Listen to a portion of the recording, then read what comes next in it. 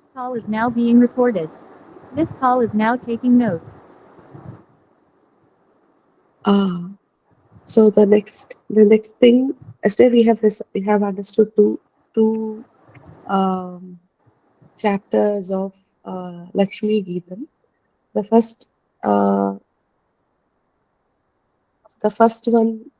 chapter of the Lakshmi Gītam talks about the Lakshmi Ma is not just merely wealth or beauty, but she is the way we live our life, aligning to her tattva, which is living a life of truth, compassion, gratitude, and harmony. These are the four places when your house is dwelling with truth, compassion, gratitude, and humility. That's where she resides in that house or in that person's soul, where in the form of true thought. So it is not only gold or material that we think Lakshmi Ma is, but this is her essence. And then she teaches in the second chapter the way to worship her is not just outer rituals, but also being kind, being compassionate, being grateful in every areas of our life. So when we are offering a flower, it is good. She accepts it. But does that guarantee you bringing Lakshmi home? No. It is while giving, like one is offering a flower puja ritual to Divine Mother, another is hearing to other people's pain and uplifting them, or helping without expectation, or donating to charity, or to engaging in dharmic activities. This is where does she give more weightage is to this rather than just sitting and doing rituals, pujas, flowers, prasadams. That is one part. Does she not accept it? She do accept. But this is good. But where she resides and how you can bring her back home is then you also engage in the right side, which is more about helping, uplifting others who are in need with compassion, kindness, and a sense of humility and gratitude. Wherever there is arrogance, she just goes away from there. She becomes silent. Wherever there is love, humility, and kindness, she blossoms there just like a lotus flower with thousand petals. So, when we want Lakshmi Ma to be eternally with us, the kind of characteristics we need to imbibe is not just an approach of reciting her Lakshmi Sahasranama or Kankadhara Stotra or Lakshmi Astotra or Lakshmi Stotra, not just merely reciting these, but going a little more behind the aspects that makes her stay eternally with us. And now the third principle or the third chapter of Lakshmi Gītam summarizes that what is the way to always keep Lakshmi Ma with us? What is the way you can always have Sthira Lakshmi at your home? And for that, Divine Mother says to Lord Nārāyaṇa, because all of this Lakshmi Gītam is a conversation between Lakshmi and Nārāyaṇa, she says, yes, I know everybody wants me. Everybody wants me to be always with them. They never want me to be apart with me. But my stability or the way I live in their house or in their heart center is not just from how much world with which they pray with me, how many kinds of flowers they, how much how much is the price of that flowers or how much is the sadhana cost or the decoration cost. It just doesn't rely on that, or neither depends on the perfection with which a stotra or a mantra is rendered. It's not just there, but it is beyond. What is that most important thing that makes me always stay in the sadhaka's heart or in their house is righteousness. The way the sadhaka or the devotee attunes their life to live a life of leading a righteous life. Righteousness not emerging from the past karmas or the past samskaras or the manasika vicharas, but the righteousness that is aligned with the divine will. What I think is right may not necessarily be right from the divine's will, because I might be acting, or my thought about this is good, this is bad might be coming from my past vices. For example, if I am somebody who has renunciated money in my past life because I'm a seer or a sage, or I was under a kingdom's, I was under a rishi, serving the rishi, where I don't need money. But because of my ahankara or some kind of spiritual arrogance or materialistic arrogance, I gotten into the cycle of leading life. At that time, the soul have renunciated money because it was serving the rishi, the sage. And during those days, the sages were under the protection of able kings in their noble kingdoms. So at that time, they were fed, they were being provided all these um, multiple aspects of richness to the seers, and they renunciated it because at some point they felt having the Divine Mother's grace is much, much, much, much, much better than having richness, materialistic richness.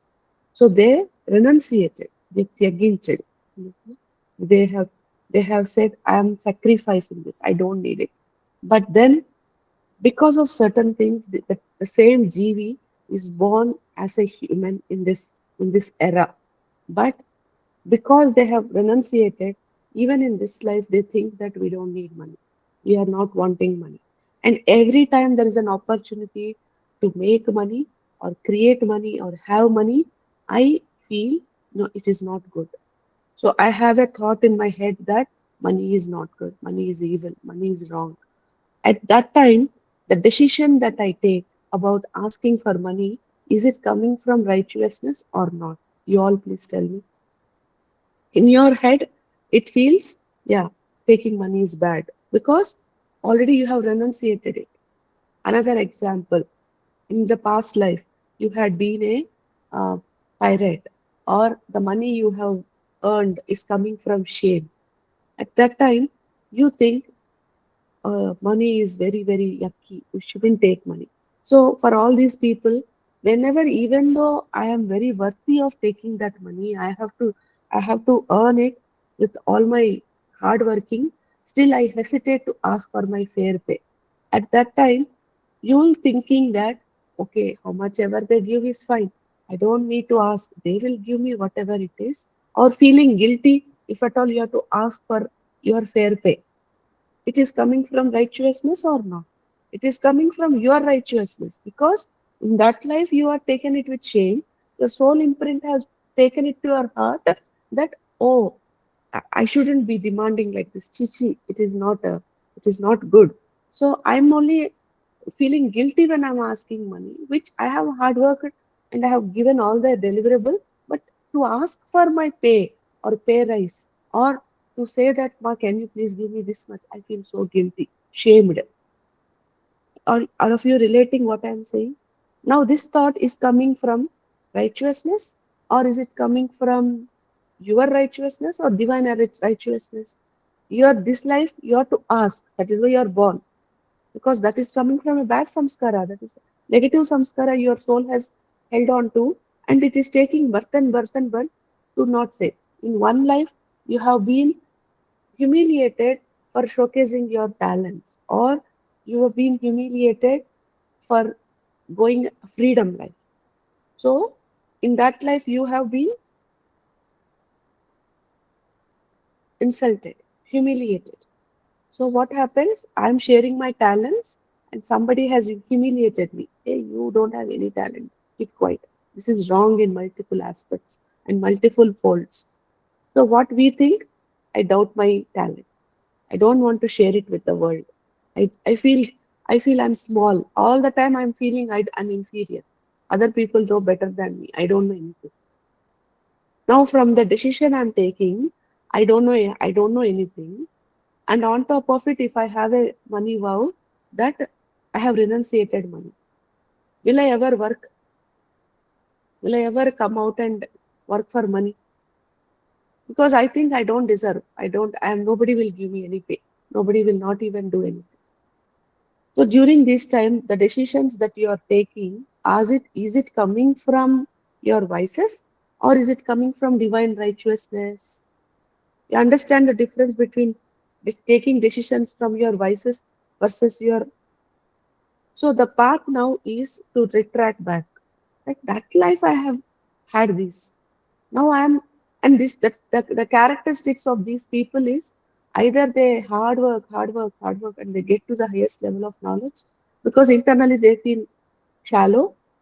Though outside there is double PhD. They do so much of studying, they do so much of groundwork, research, everything they do so much inside. But outside they still feel inferior. For that reason, they think, oh no, we shouldn't ask. Whatever they give, I'll take. At that time, that point of not asking for money. Asking for money is only Lakshmi, right? And you're thinking, if I don't ask, oh, it is shame. I don't want to ask. They should know what they will give. I don't want to ask. Because in that life I got humiliated.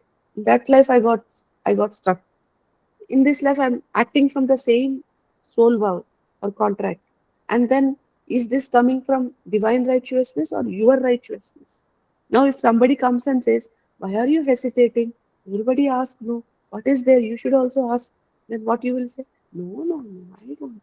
That is, I don't want to do all that. So at that point of time, where is Lakshmi here? Why will she come? Are you following what I'm saying? And just little be communicative, otherwise I don't understand whether you are able to follow my concept or Yes, not. ma. Understanding, ma. Tejuma. Okay, ma. Others also see Devi ma. Namaste, Tejuma. Ma. Namaste to all the divine souls. Yes. So now again, in that life, I have greed. Oh, this is also mine. This is also mine. This is also mine. Everywhere it is mine, mine, mine, mine. If I don't give, maybe I am deprived. I'm so deprived that I taken a vow. If I get a chance in next life, never I should leave any opportunity to make money. I should grab every single opportunity to make money. So in this life, how much, even small one portion also I'm not giving to others for earning money for others. All the time it is mine only. With this bill also I only should win. This also I should only win. This also I should only win. Everywhere money means I only win. I don't care whether I am taking it wrong path or good path. Every land, my sister, my brother, my everybody, it is mine only. Nobody should get the benefit out of it. All the places where I can get money from my ancestor property or any other ways, or between my brother and sister in sharing my mother's jewelry or my mother's any of these things, every single thing I grab. I don't want it to give it to my sister or brother. Everything is grabbing, grabbing, grabbing, grabbing. What is this called? Greed. Now, is Lakshmi Stiratva in that greed? No, she doesn't exist in that greed, because the way you have pulled all people's money, there is a lot of negative karma you are accumulating. There's a lot of gosha that is coming with that accumulation. So automatically money will go off. So she doesn't stay there. Where there is pride. In some life, I have been neglected. I have been suppressed. A lot of history, we are all been slaves. We have been under British or everywhere around the world, wherever this jiva existed. Everywhere there is suppression in some or the other form.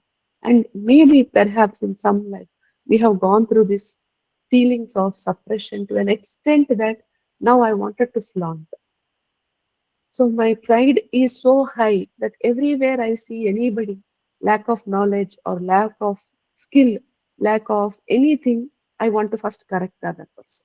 I want to find faults in other person, because I feel so shallow in that life that I've been suppressed. Now any chance I get to prove other person wrong or to show how great I am, I'm not leaving. Even 1% also, I won't leave the opportunity to leave others saying, okay, maybe they may be also wrong. I won't accept. I am only right all the time. Nobody else is right. I am only right. My point of view is only the right point of view. Others' point of view is never a right point of view. In this or in others' life, I have been I have I have been suppressed to an extent that I kept quiet. Now in this life also, divine puts me into these places where I have to fight for what is mine. And now when I'm keeping quiet, Lakshmi is going off. Because why? Because I'm not standing for what is right for mine. I'm not raising my voice in the fight of truth, which is divine truth. In that life, yes, I have been, but in this life, I have not taken anybody's wrong money. But whenever there is a somebody has accused me, I'm holding accusation energy in my soul. So there will be places where I'm falsely accused, and I keep quiet. Lakshmi stays there because it is not righteousness. You staying, you being scared or accused, and you don't take any action is your soul vices that is coming from past life. You are keeping quiet. So Lakshmi there, fade away. So like that, wherever there is, you perhaps in one life you have been like a parisharika, you are for princess, or you have been like a sevaka to princess or prince. Envy, envy, envy, envy, envy, all the time envy, envy. And in this life also, if you see somebody who is better to you, you can't accept. You want to be always on the top. You can't let you can't let others be on the top. Meaning you can't let anybody else going beyond you in your family or in your neighborhood. You only should be great. Even if there is somebody in your sister family, or brother family, cousin family, neighbor family, whoever gets a little better, or even in your children's friends, your children only should get better. They only should get top. If somebody else get 1 mark, they will scold your children. Where is Śrī Lakṣmī in this tattvas? She fade away. Because where is that envy coming from? Why can you also prosper? Other also prosper? Why can the whole world prosper? And in that prosperity, I also exist. Why can't have I that kind of attitude that everybody let them all be good, let them all be happy, and in that I am also be happy. A small portion of that happiness also belongs to me. I am also happy. My neighbor is also happy. My child is working in his best potential. Let the neighbor's child also prosper as per their talent. I can bless them. Why only my child should get better? Why my sister's child or my brother's child or my child's friend should not prosper? Why? Or why I only should become number one in my family? Why others can't? Why can't I support them? Why can't I bring them to my level if there is any chances going out of my comfort? Why? In the chapter 2 we saw she's in that unexpected self-service. If you do any service with expectation, she's not there. But if you do it with sacrifice, in that sacrifice she's there. In that in the place where you're taking away others people's crying by being a strong support, she is there. Even though you are having fear, you going out of comfort zone and aligning yourself to do things that you are being guided to, in that courage she exists, not just there in prayers, reciting sahasranama, putting prasad, putting flowers. She's there. It is good. I'm not saying it is not good. She never said don't pray to me. Along with it, this is the Lakshmi Gītam is only all the Gītams talk about tattvas, just like how Bhagavad Gita talks about dharma in Advaita. So then what are the issue there in decide? Like I know I can take there is one my colleague of mine who is very innocent, and I can do decideful things to them so that I can benefit the maximum. That also Lakshmi is the. Now you can ask me a question. Amma, we were not decided, but I got decided in this life. Now what should I do for that? Very good question. Why you got decided? In what energy are you holding to be getting decideful? What are the actions you should take? Go backtrack your steps. What is that lesson that is putting you into this pattern of self-decide or deciding from the people around you? What is that pattern that is making you first recognizing that pattern that, yeah, looks like I am feeling shame when I'm asking for my fair pay. Oh, looks like uh, minimalism is one of the ways it expresses in our life that I don't like my wardrobe full of clothes. I'm minimalistic in nature, or I'm more wasteful in nature. So, as every time I tell to in the Durga Sapti class also, Balance is what we require. Being minimalistic and doing all tyag is not Lakshmi Tattva. Or if you have your wardrobe that can fit 100 clothes, you getting 1,000 clothes and dumping it and opening and falling on your head and feet is not also Lakshmi Tattva. It is not abundance. Balance. In that life I've been deprived. In this being life I'm provided. I can't go greedy and just get everything into put into the wardrobe just to show others and show to me that yes, I'm full. Or I don't have to always minute die out of fear that where somebody will take away my money because some life somebody has taken my money. Or in the fear that if I have money, perhaps they will take away money. So let me not be with money. I will have minimalistic money. Getting present to this pattern itself is winning half the game. And after that, aligning yourself with the righteous path that divine is guiding you by purifying your mind as you recite these divine sacred stotras is where the magic will happen, where Divine Mother comes back into your house. Not merely by buying gold, by you taking extra loans and debts, or you flaunting by taking extra. All that I have to take that, I have to show somebody is all not coming from righteous path. It is coming from some life you have been suppressed. So you have this constant urge to prove others, flaunt, show others how good I am in every aspect. For everything, if somebody doesn't acknowledge, you get sad, you get mad at them. Where is this coming from? Or in some life, I have taken a slavery vow because I don't have uh, in Africa, in India, we have very, very high proofs that we have been assigned as market slaves. So I'm holding that slavery. Wow. And even now I am fearing to that people who I am have pledged my slavery. In this life, I am slavery to that person. Did I sign any slavery pledge? No. But I still feared consequence. That oh, I have to hear to whatever they say. I will be in a self-victimized mode. They have done this, they have done this, they have done this. So what is the lesson that you have to do? Standing up on what you believe is right and claiming your power back. That is righteousness. But what you think is righteous is I am being doing all responsibilities. I am being rightful. I am doing everything that's been asked and told. Why am I being penalized? And why Lakshmi is not coming in my life? Where Lakshmi will come? Are you slave? Are you have taken a bond to anybody eternally that I have to always be under you? You are not fighting for what is right. Obviously, people will take you for right? So that is where is all of these intricate details this tattva talks about.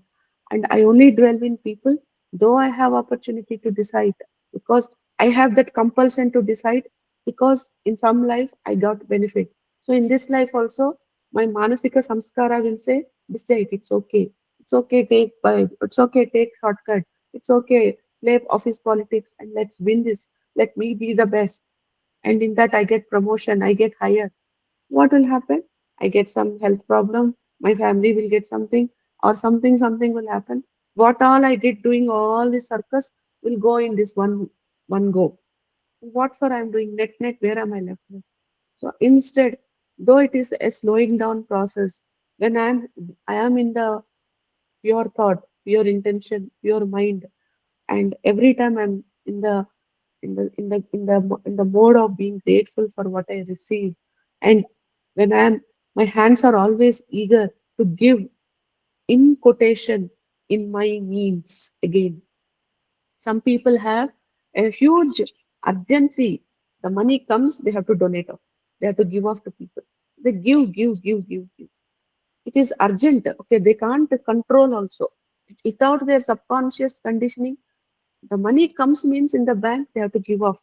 Whatever I'm saying, is it relatable to everybody? Or am I talking something which is not at all related? Please put thumbs up button. Only one button. Don't put those flying things. Just put some button that will come on your slide so that I know for how many it is relatable.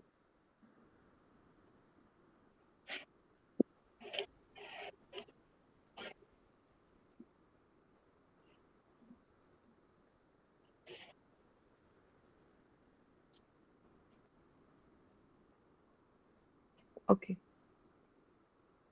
So in that process, where can somebody tell me where it is not relating for you all? Because this is where not people who is relating, or people who for whom it is not relating. I just wanted to understand their energy. Whatever I am saying right now, for whom it is not relating.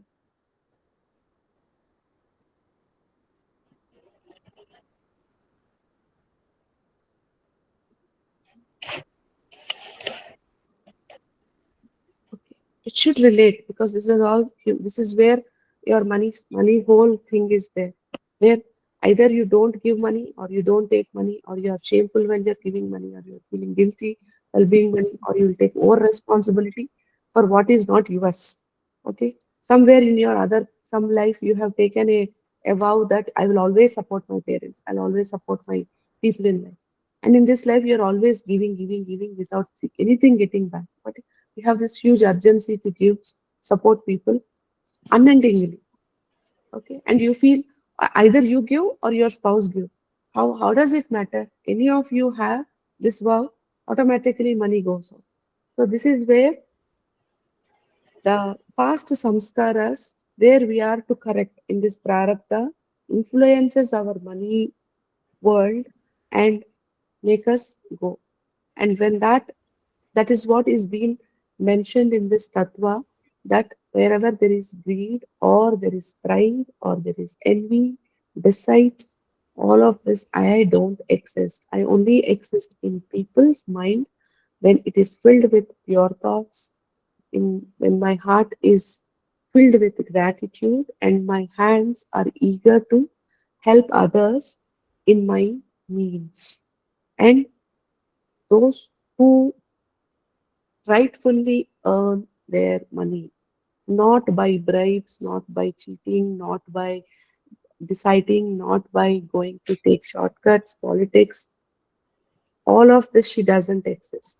Or she doesn't exist in asking for underpay, or not showcasing your talents at all with the fear that somebody will humiliate you or somebody will put you down. Okay, in that also she doesn't. We'll always be under somebody's mercy, but we don't showcase our talent.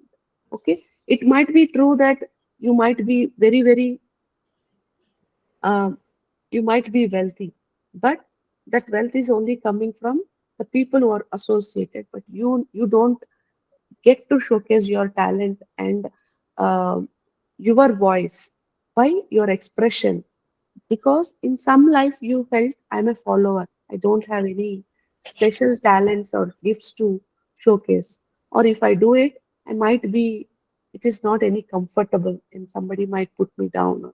So, or I have taken this vow to eternally support somebody in my life, that without my knowledge I give up for them.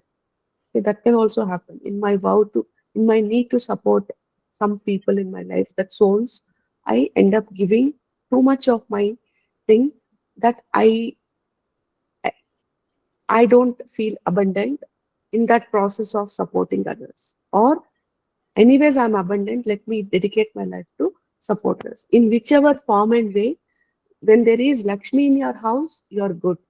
But when it is causing a Lakshmi, when there is some Lakshmi imbalance, that means something in your life is not working as per the righteousness that she feels you are to align with.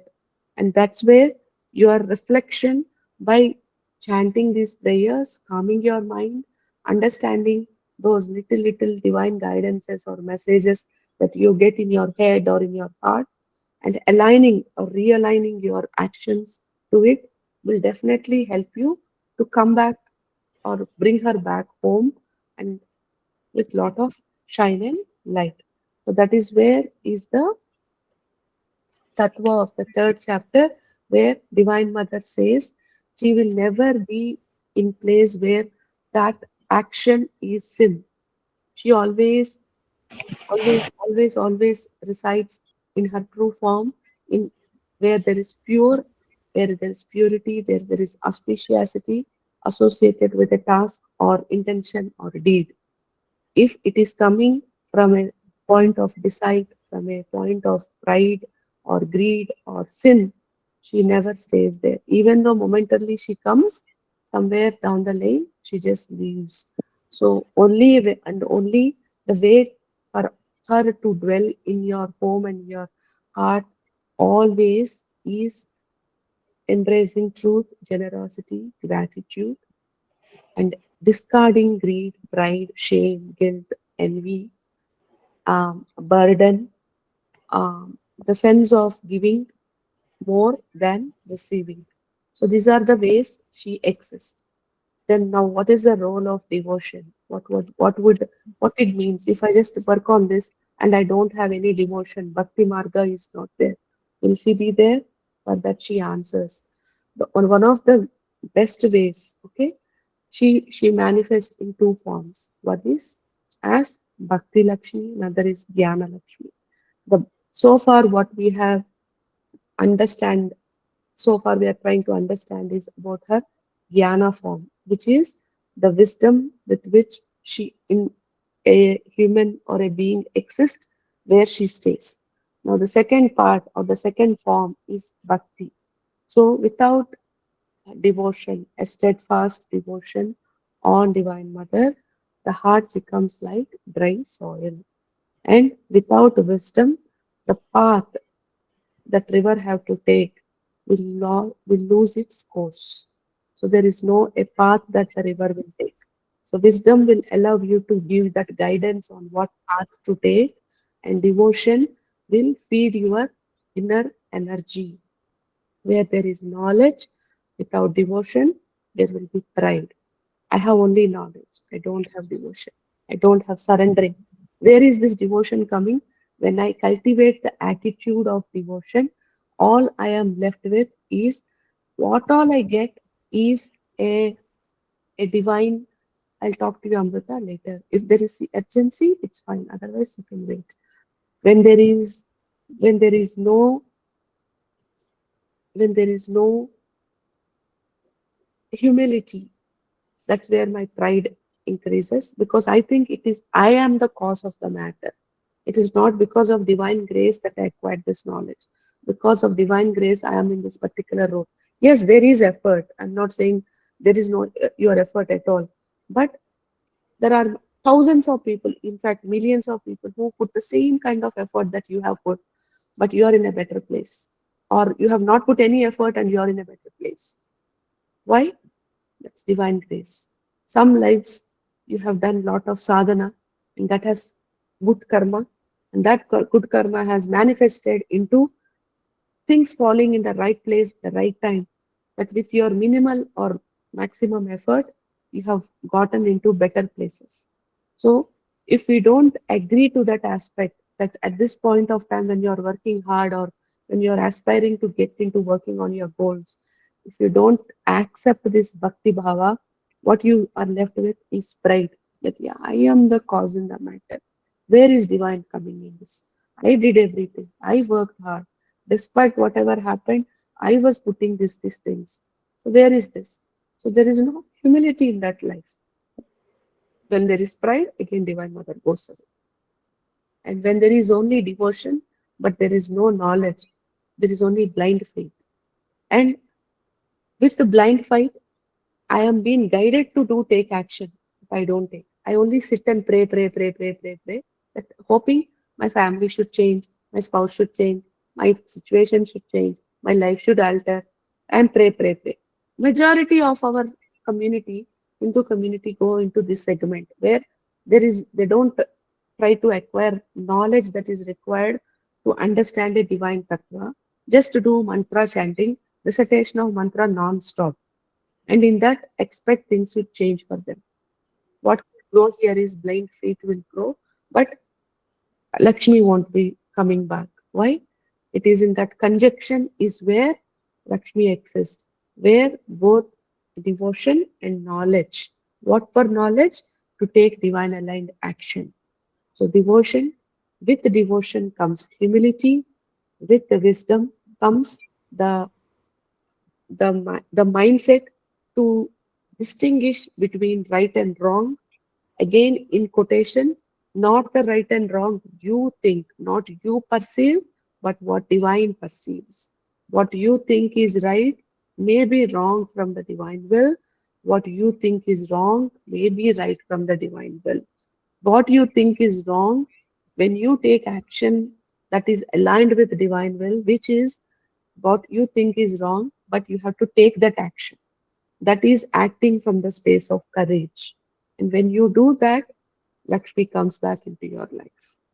What you think is right, but it is wrong from divine will's aspect, even though you have a urgency or your compulsion to engage into that activity, when you stop yourself from doing it, that is where divine will come back to you. Lakshmi Ma will come back into your life.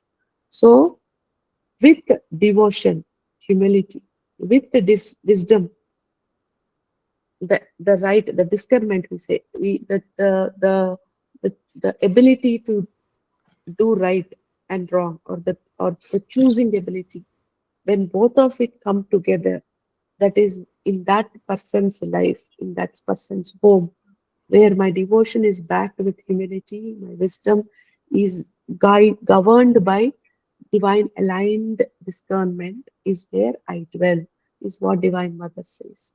And for that, those who perform duties, their own tasks, be it in the form of action, deed, thought, with the devotion, everything is backed by devotion, and live the life with a sense of gratitude, with the sense of righteousness aligned with the divine will. Lakshmi Ma never ever leaves them. She will always be sthira in that. So, where is Lakshmi Ma end of the day? She is not outside somewhere. When you are having money problems, we think Lakshmi has gone out of our house, and we bring all these, all go crazy on all the kinds of rituals, writing on eucalyptus litter, bay leaf, adu, idu, putting it in this place, putting it, order it, ufu karo, ye karo, wo karo. Internet is filled with all these kind of stuff. Yes, we also get into urgency to do all these kind of things, but not purify our inner mind. Forgetting, because there only is blind faith is there. We are going and doing every single thing our logical mind questions when our situations are good. Why? Because we are having devotion, faith on her, but that faith is blinded because there is no knowledge. The knowledge is this. Unfortunately, nobody is talking about this knowledge aspect. Obviously, how will we know? That is the reason here we are trying to understand this knowledge, which is already put in that Gītam. But since it is not available, and since we are not wary of it, we are not aware of it, obviously we lost that knowledge. And since we are only being exposed to stotras, mantras, all of this, that is what we are thinking is the only path to get her back. But that is not the only path. Her devotion is a major aspect. Without divine major devotion, I only have knowledge. I'm prideful. I don't have Lakshmi. Without devotion, bhakti, and stotra recitation, surrendering, all of this is mandatory, 100% required. But that alone is not sufficient. So she lives in every of your act done with love, compassion, humility, humility. And she don't appear in only prayer. She appears in every truthful intention, and she doesn't reside anywhere outside, but in your heart center that is filled with purity of thought, mind, action. So when your devotion is steadfast and backed by the wisdom that guides your mind, your actions, then in this divine union is where your prosperity aspect, your abundance aspect becomes pure, steadfast, and backed with the blessings that doesn't allow Lakshmi Ma to go away from your house, not just you, but your lineage also. On the contrary, whenever this all factors bounce back in your family, with pride, with greed, with no having humiliation, with no having bhakti bhava, only having pride, arrogance, taking actions from my vices, from my negative samskaras, obviously we will be put in a place where Lakshmi Ma goes away, never comes back. And we will be having thought that I am praying, I am praying, I am praying. Why is not Divine Mother coming back? So there is what is missing, wisdom is missing in your whole equation. That's what we are trying to fill in this process. The next is what does what does Divine Mother, the moment you understand, aha, bingo, I have to have wisdom now. So will I be immediately being given the free pass of getting money back into my life? No. She puts a test. She puts us into test and trials. How? Just like us, Devas and Asuras were given this task of churning the Kshira Sagara, the milk ocean, same way when the devotee or the sadhaka starts to understand that, oh, there is wisdom also as a second layer, and I need to combine, or it's like a both side of the coin. I have to bring together the wisdom that is needed for my mind and actions to align with Bhakti Bhava. Both have to come together. Only then I will have any success in my life or abundance aspect in my life in all forms. Today, where I'm struggling, again, I'm saying Lakshmi is never money. Lakshmi is abundance in all forms. She exists in Ashta Lakshmi formats. So, for those who are looking for Dhana, she is Dhana. For whom she is looking at Santana, she becomes Santan Lakshmi. So, it is never one aspect of Lakshmi today we are talking about, but all the Ashtalakshmis communion we are talking about. And whenever you understand this tattva, or when you are blinded by lack of tattva, Divine Mother puts you under lot of tests and trials. They put obstacles in front of you, and that obstacles may seem like money going away from you, or you entering into losses, you suddenly having financial crisis, your job is at work, your job is at test, or the person who's supposed to give you money have gotten into crisis, that they stopped giving you money, or they promised to return your money but they got into crisis, and because of that your abundance is questioned. All of this, in whatever way it manifests, or you are utterly scared of showcasing your talents and trials, that you are sitting at home, you don't want to do any work.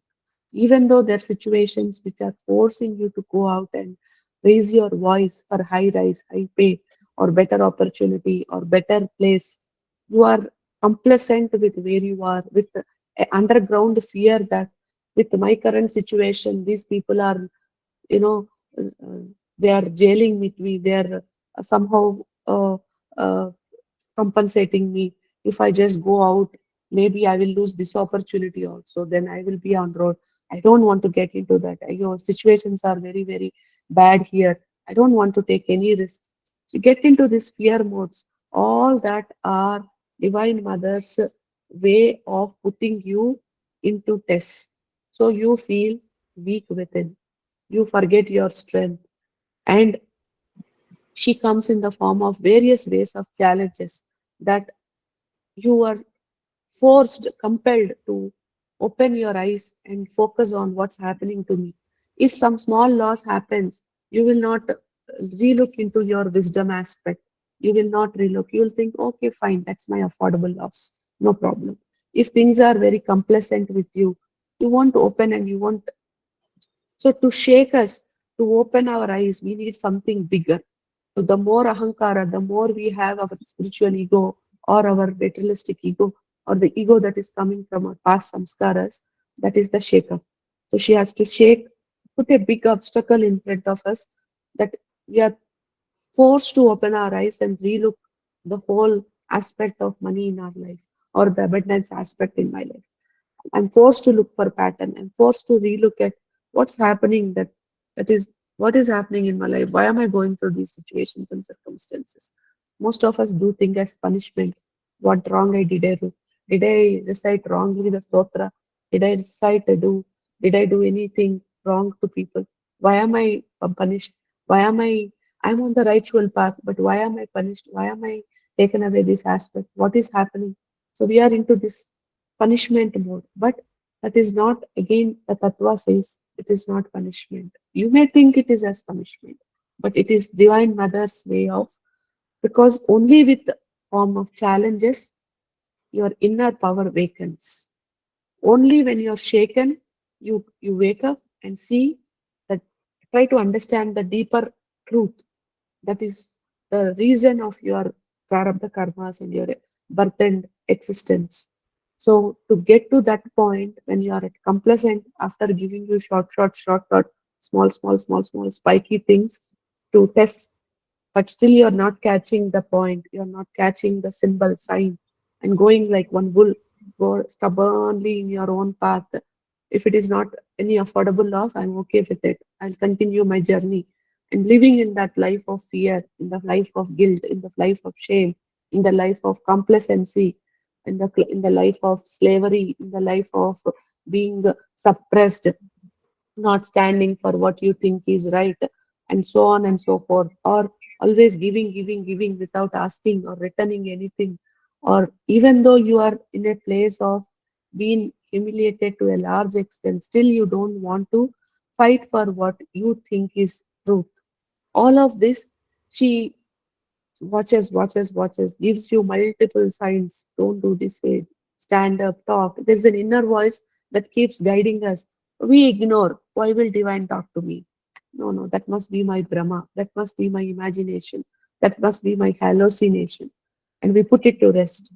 But that is Divine Mother's way of talking. Because where is Divine Mother always resides? In your heart center. So from where the guidance come? Heart center. But we always ignore, thinking it is my Brahma, it is my Bhranti, it is my Brahm, it is my imagination, hallucination.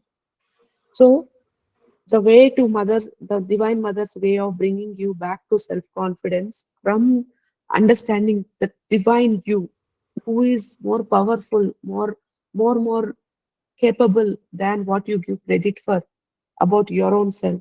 She wants to awaken that self.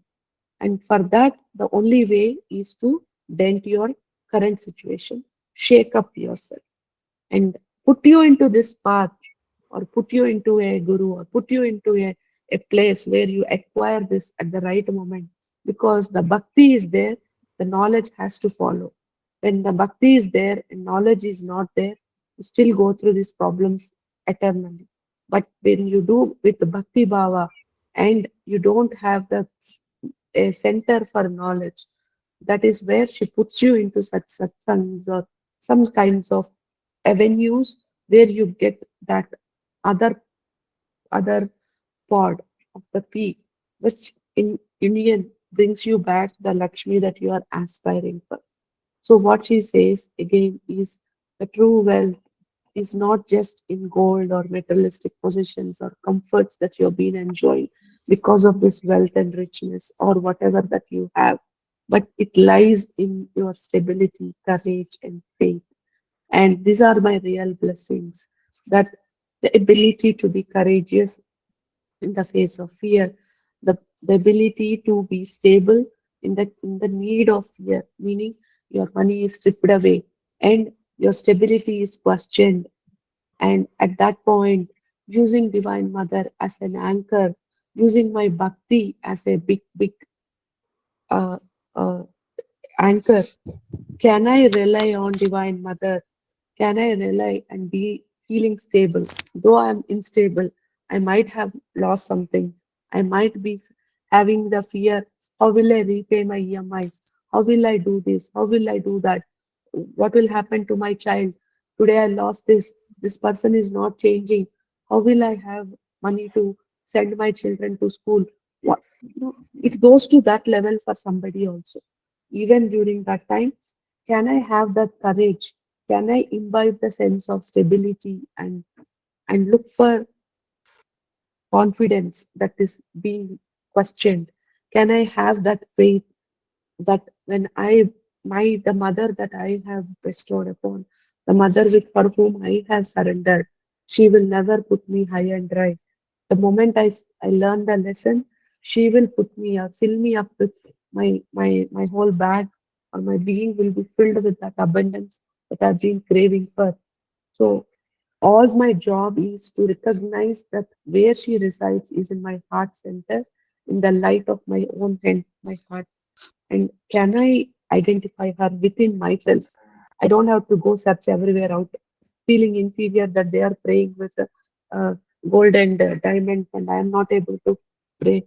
So maybe Lakshmi is not there. Oh yeah, because I am so poor, so she doesn't come to my house. No, it is not about richness that is being established again and again, again and again, again and again. She only sees bhakti, not the way. Bhakti is a bhava, mind you. It is not a testament for how strongly you recite your stotras, how perfect rendition it is or not. Bhakti is a bhava. What is my being speaking when I am talking to my Divine Mother? Is it coming from the space of fear that if I don't do this, Divine Mother is going to hit me, like what I usually say to people, that I'm more scared that Divine Mother will hit me if I don't follow her path? Is that fear? Then it is not there. Is it love for her? Yes, it is there. Is it humility for her blessings? Yes, it is there. Is it gratitude for her existence in my life in whatever small ways, big ways? Yes, it is there. Is it recognizing the compassion that she is showering on me minute by minute and feeling grateful about it in my darkest of the darkest forms? Yes, it is there. Is it being compassionate to people around me? Though I am going through struggle, am I being compassionate to others? Am I having the heart to give? But giving need not be always money. It can be effort, time, or a emotional shoulder to lend when somebody is going through pain. Am I having that heart? Yes, that is where Lakshmi dwells in. So all of these combined actions is where she comes in avalanche. She comes in phases which you can't hold also and never leave your side. So when you trust her, not blind faith, please mark my words. It is not blind faith that you should follow. You should trust her with the wisdom that the mother, I am being tested right now, and I have the knowledge to back me. Now I'm going to use both of this, and I'm not worshipping her only for results. Definitely not. I am, I am, I am, I am being, I am reciting my stotras, I am reciting her mantras, and I am doing all this for pure love because Lakshmi means purity. Amma, give me ability to pure myself, sanctify myself with my mind, my thoughts, my intentions. In this crisis time, allow me to learn your tattva so that I can become a part of purity that you belong to or you resemble, and in that let me embrace you, and let me embrace, let you embrace me. That is where Artha, that is what is the learning that this chapter talks about. So the test that you are today going through, where you have gone, are only there for your soul growth. Please mute yourself, everybody, which is disturbing for others and me also. So it is all there for your soul growth. At every different stages of soul, you are.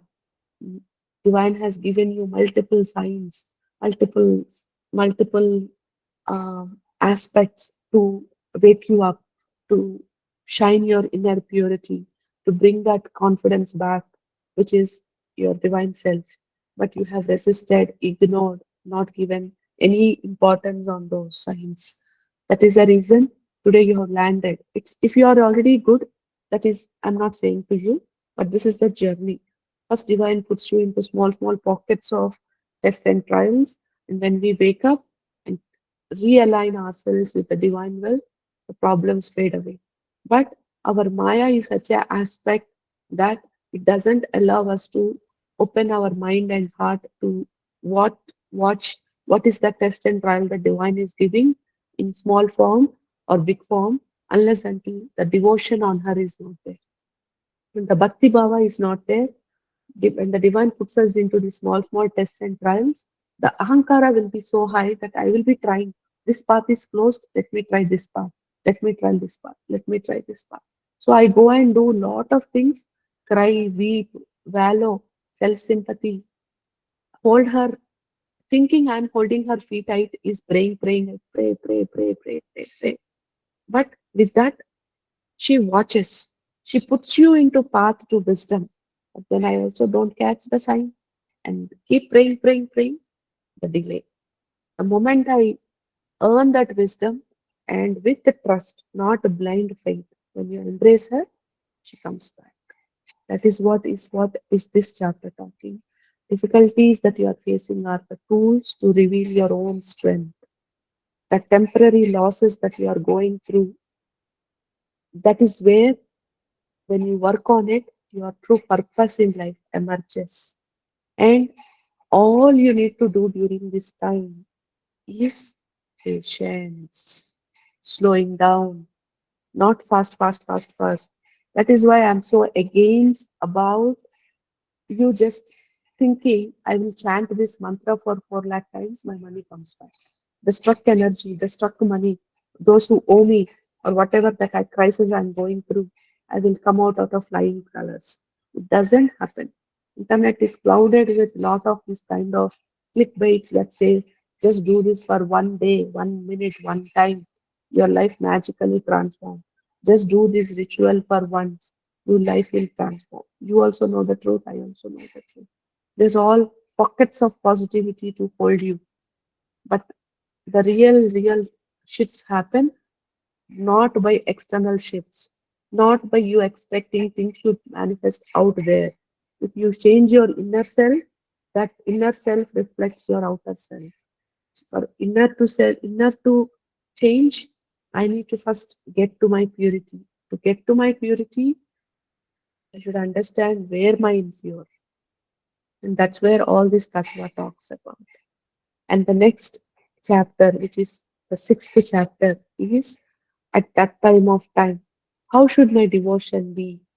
What should be my tattva, that I understand that inner Lakshmi in me? Where should I find her? How should I know it? I'm already neck deep into my problems. I'm not able to breathe. I'm gripped by fear. Yes, I understand I have to let go of my fears and embrace divine truth. How? Where? What is the path? So for that, how should I do my bhakti? For me to trust you so much that you are in a place to hold me in my darkest of the face. What is the sign of true bhakti? What are the characteristics I should imbibe that you believe that I am having true bhakti? For that, what she says is, Divine Mother says,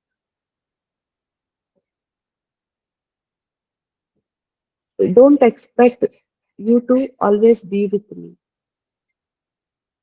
Okay? Don't expect Lakshmi to always be with you by chanting your merely their name. But I am there in the essence. If you don't catch the essence and just chant my name, I won't be there. If you just desire me, I won't be there. You have to live with me. Where is she living? In your heart center. Where is the heart center? Where the purity exists. So when you just desire her without you purifying your heart center, she won't be there. She won't be there when you just merely chant her name, 1,000 names, 2,000 hridayams, kavachams, stavams, stotrams, Sri Suktam, Arpanam, only chanting, no bhava, nothing, just chanting. Not there. There you are supposed to be compassionate. You are not compassionate, you are strict. So it's not there. When somebody is trying to harm you and your mother is asking you as a sign, by virtue of you gaining this knowledge, you get this discernment that, oh, it looks like I need to forgive this person. You are holding on to that grudge. You are giving them tit for tat signs. She is not there. Instead, when you end up into the forgiveness allowing that person to forgive yourself and others, she comes back. When there is a need to become silent than using words, you choose to become silent. It's not that you can't fight with them eternally. It's not that you don't have words, but you choose. It is wise to become quiet now. I will use my discernment of being silent rather than fighting at this point of time. So I choose to become silent, not from the space of I don't have words to talk, or I can't speak, or I have no uh, points to back my stance. I just feel guided that it's better I keep quiet now. I become quiet. And that is her true worship. I may be, your house may be very small. It can be very small. But she doesn't look at how big is your home. She sees how big is your heart. The vastity of your heart is what she looks at, not the vastness of your home. The or the cost of the materials that your house is adorned with, or the cost of the murat, the idol, or the the the weight of the idol. She's not wearing any of these big things. You may have all the wealth, or you may not have any wealth at this point. But if your heart is filled with the and generosity to help others in your means, and please underline that. Helping without going beyond your means is also not coming from righteousness. So, trying to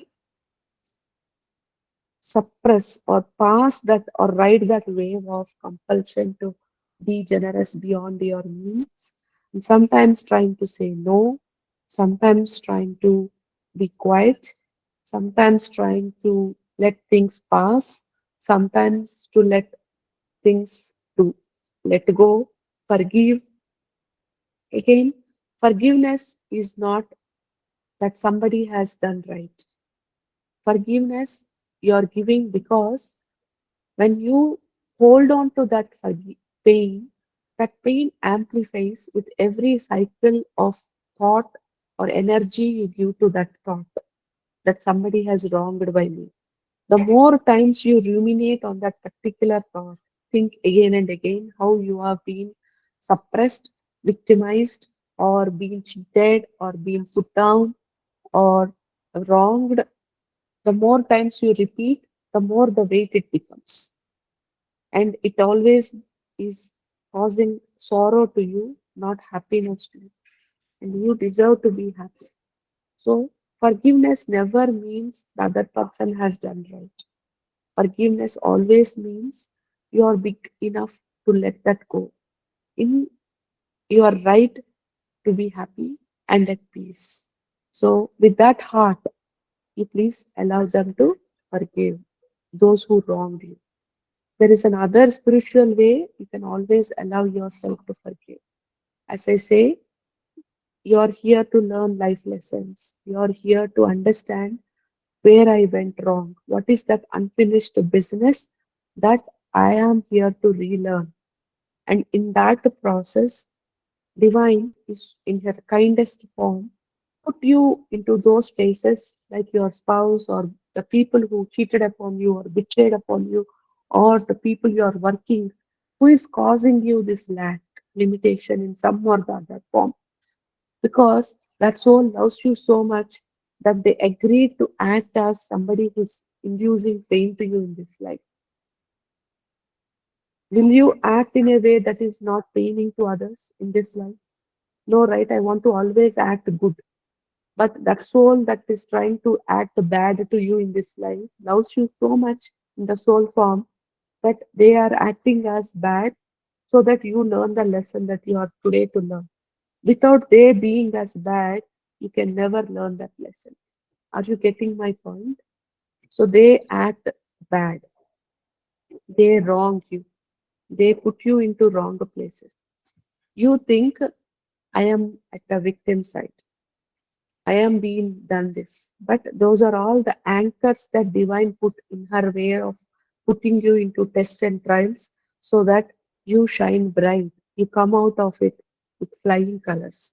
So when I am at the most vulnerable self, I go and cry in front of my friend, not outside somebody. So these souls who are today are so badly behaving with you are those friends that in your soul form said, "You are my best friend. Please, we are all from one tribe. I'm okay to be crying in front of you, or I am okay to get pain from you, not from somebody else. Oh, divine soul, will you act as enemy to me? Will you act as somebody to cause me this pain? Will you act me as somebody to put me into this pain areas so that I will grow?" And that soul is saying, "But you will hate me for 100 years. Okay, my friendship for you is so strong. My love for you is so strong. This is only one life. We have so much together paths. Okay, I will act as somebody to cheat you. I will act as somebody to betray you. I will come into your life as a force that you can't reckon with.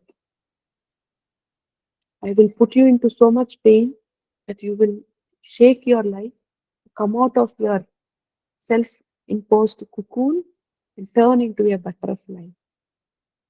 I will be the cause in that matter.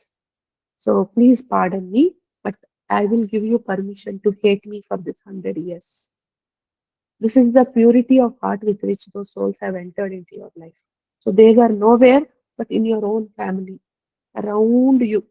I'm talking about those people who's constantly putting you into trials and tests because they are all part of the divine plan.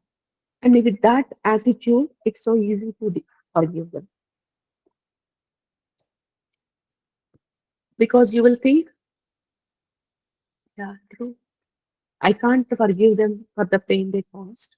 But when I use a spiritual hat, it becomes so easy for me to forgive because we know where they are coming from, and it is all true. And the moment you take up this and stand up on your power, automatically they will back off because, as such, they are not your enemies. They are acting as enemies because they have to teach you something good. They want you to become butterfly, but you are saying, "I am pupa, I am ugly," and they are saying, "Oh, hello, you are never. You are a colorful butterfly. You are a joy to be with." And you are saying, "No, I'm a burden. I can't. No, this is not. I'm angry. I'm this and that." They're saying, "No, you are not all that. I will remind you who you are by putting you so much pain so that you are compelled to embrace your butterflyness and come out of that pupa lava stages so that you can become more and more colorful in your own life." And that is why that pain is coming in the form of those people who are all anchors put by Divine Mother in her own forms and ways so that they act so mean to you. They make you feel so perturbed and they take away that joy in your heart.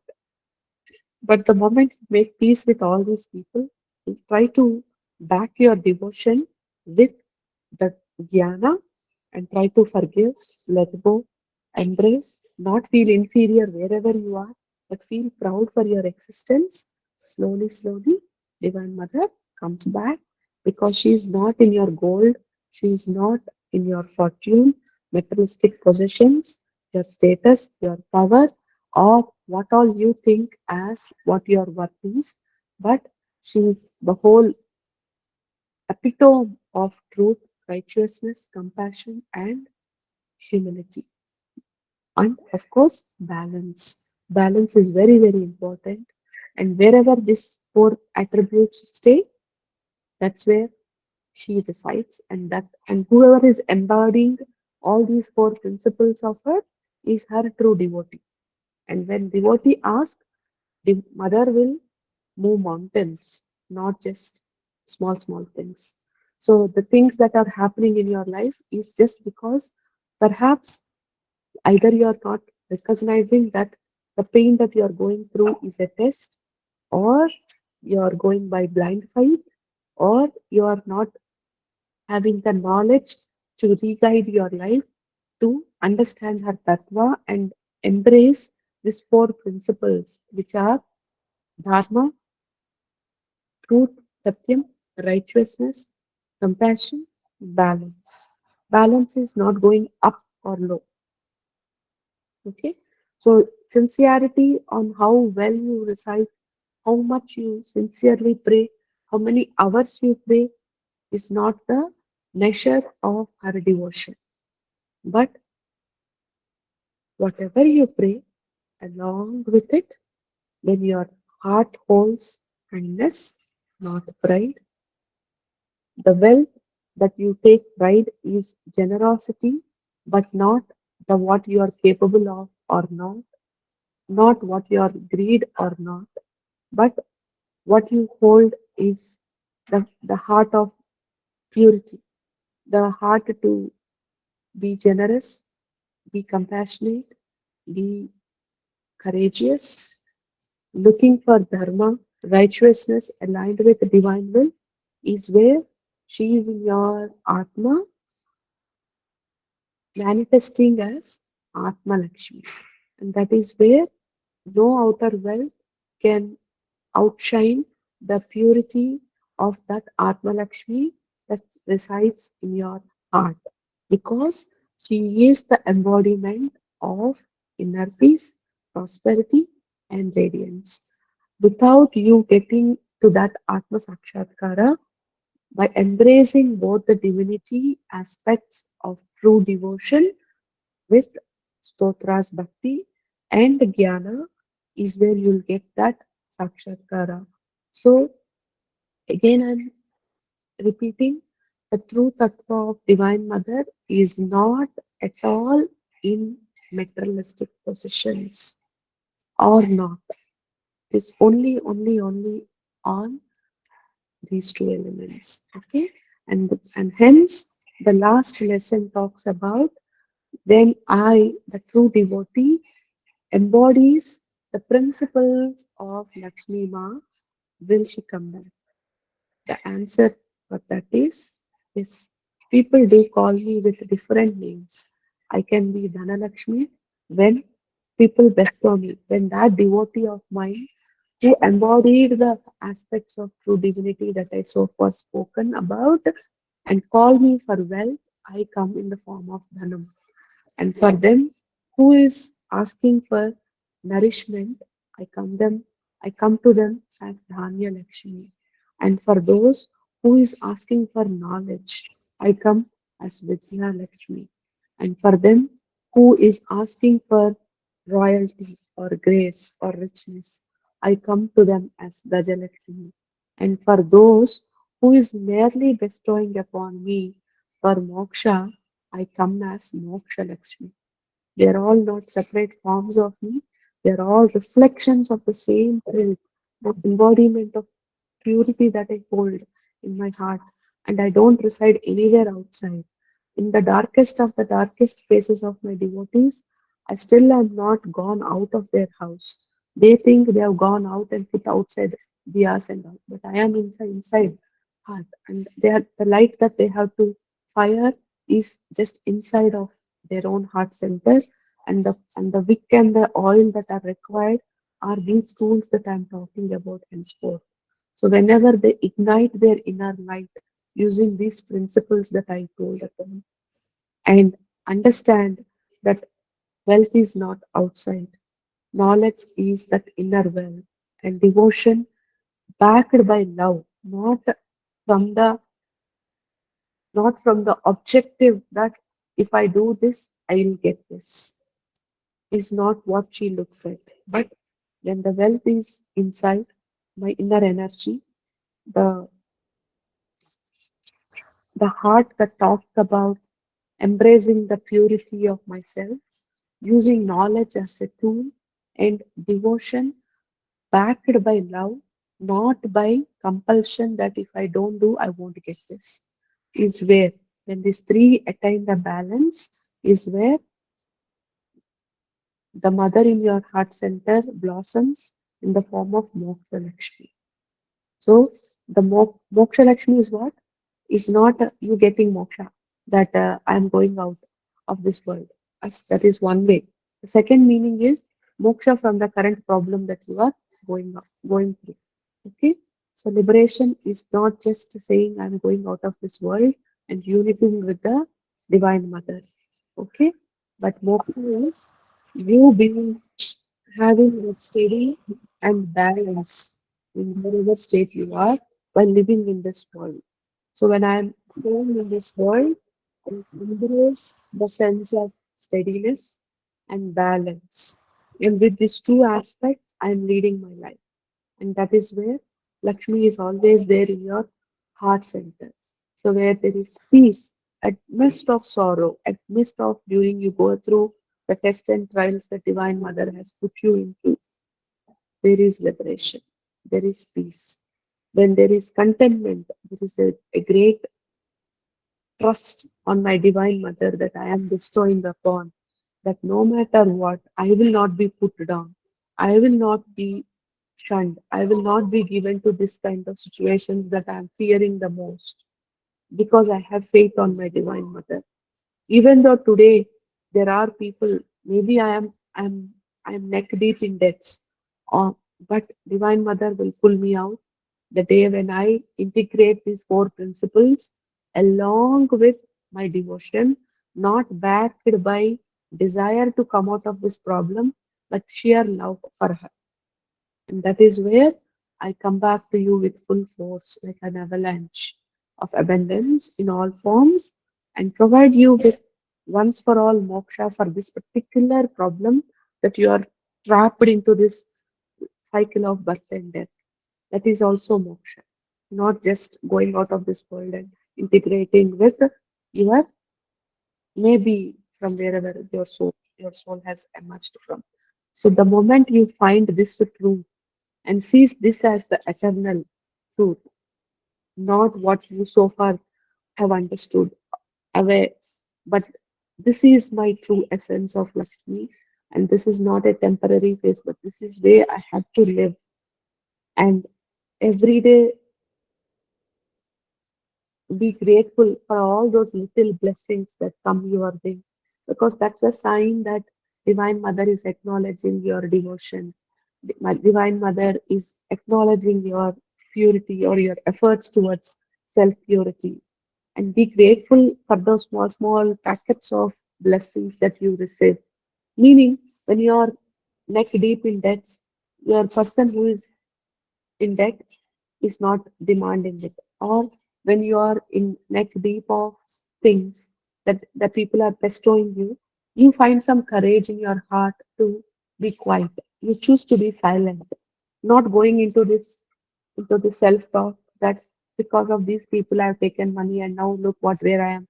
If they have not taken, I would have been in a better place. See what all things I'm going through because of them.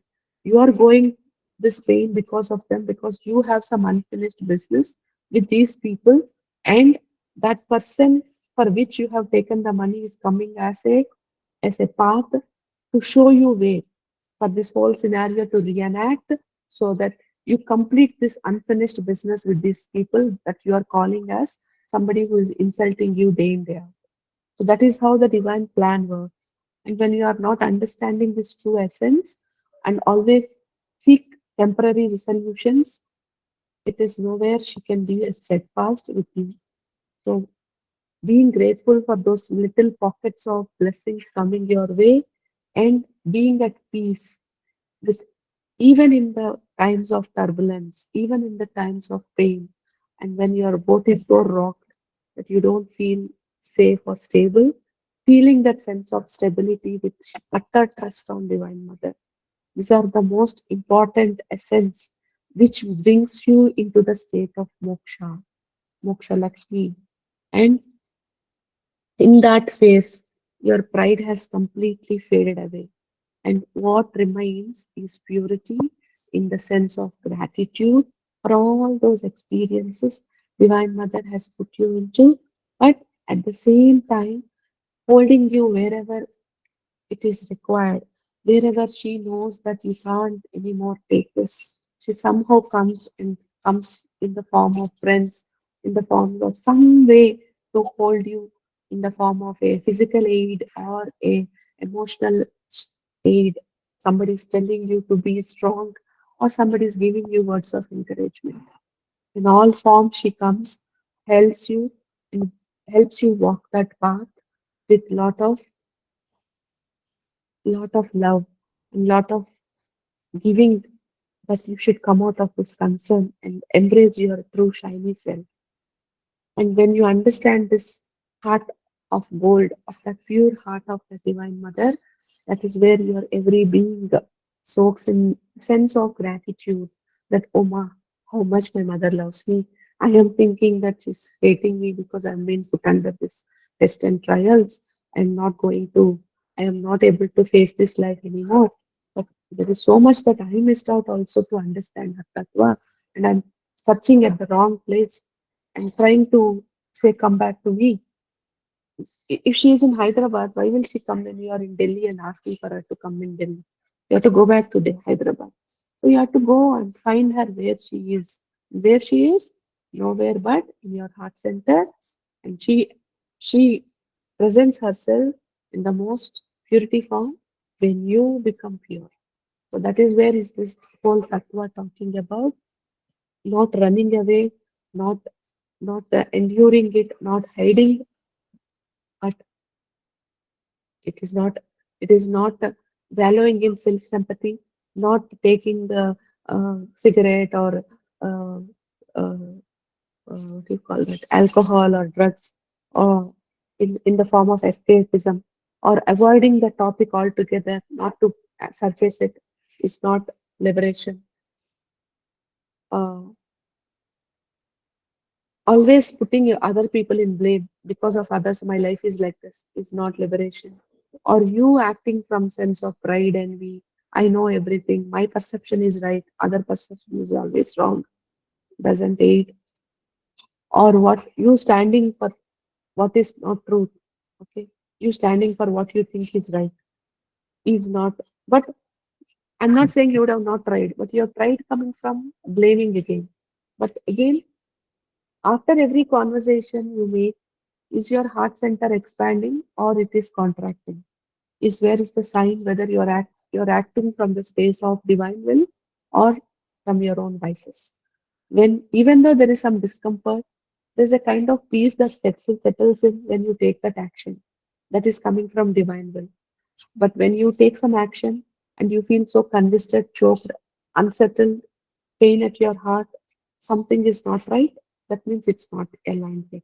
So these with these kind of small signs that are being showered or sprinkled your path, when you can raise beyond your greed, envy, shame, pride, sadness, victimhood, slavery mode, or being over generous, your fears, fear of losing, fear of giving, fear of having success, fear of having visibility, feared consequences, because in some life somebody has done something. So even today, if there's an authority or somebody, you fear that okay, this person will, if I go against them, it will not be good. You can name it as um, what do you call attachment. It can come as attachment. It can come as uh, uh, పరువుని ఏమంటారండి? పరువుని ఏమంటారు English లో? పరువుని ఏమంటారు English లో? Pride. Pride. పరువు pride కాదమ్మా. పరువు అంటే what Prestige. People will think. Prestige. Prestige. Prestige. What people will think of me. If I do this, what people will think of me. Like that we think, and we end up doing lot of things. So when I correct. So when I go beyond these things and say, it's okay, I know Divine Mother is not living in their judgment. Divine Mother is living in me being content and doing things as per my contentment. In that is my liberation. So I won't care about what other people think. I will do what I think is right according to align with divine will.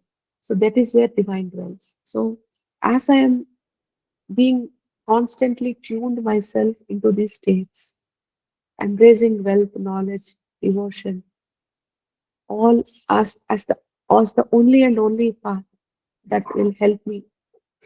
Wealth is not this money wealth I'm talking again. These characteristics is what I'm talking about wealth. Knowledge is the gyan, the mind shift that is required for me to embrace this wealth. And what is the anchor for it? Devotion. When without these three coexisting and not me walking that path, where I am left with peace, gratitude, and balance, there is no way I get free from this current problem that is clutching me as lack or limitation in some form in my life, where I think Mahalakshmi is not there in my life. So please stop searching for her in places where she is not existing, but please search her in your heart center where she is existing in the most purity form. This is what is the Lakshmi Gītam that Divine Mother has told, and it is part of our Panchanga Sevanam, but we miss out on understanding this tattva and search her in wrong places. All right.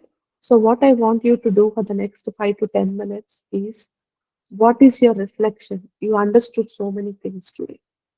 Without you taking a takeaway, nothing works.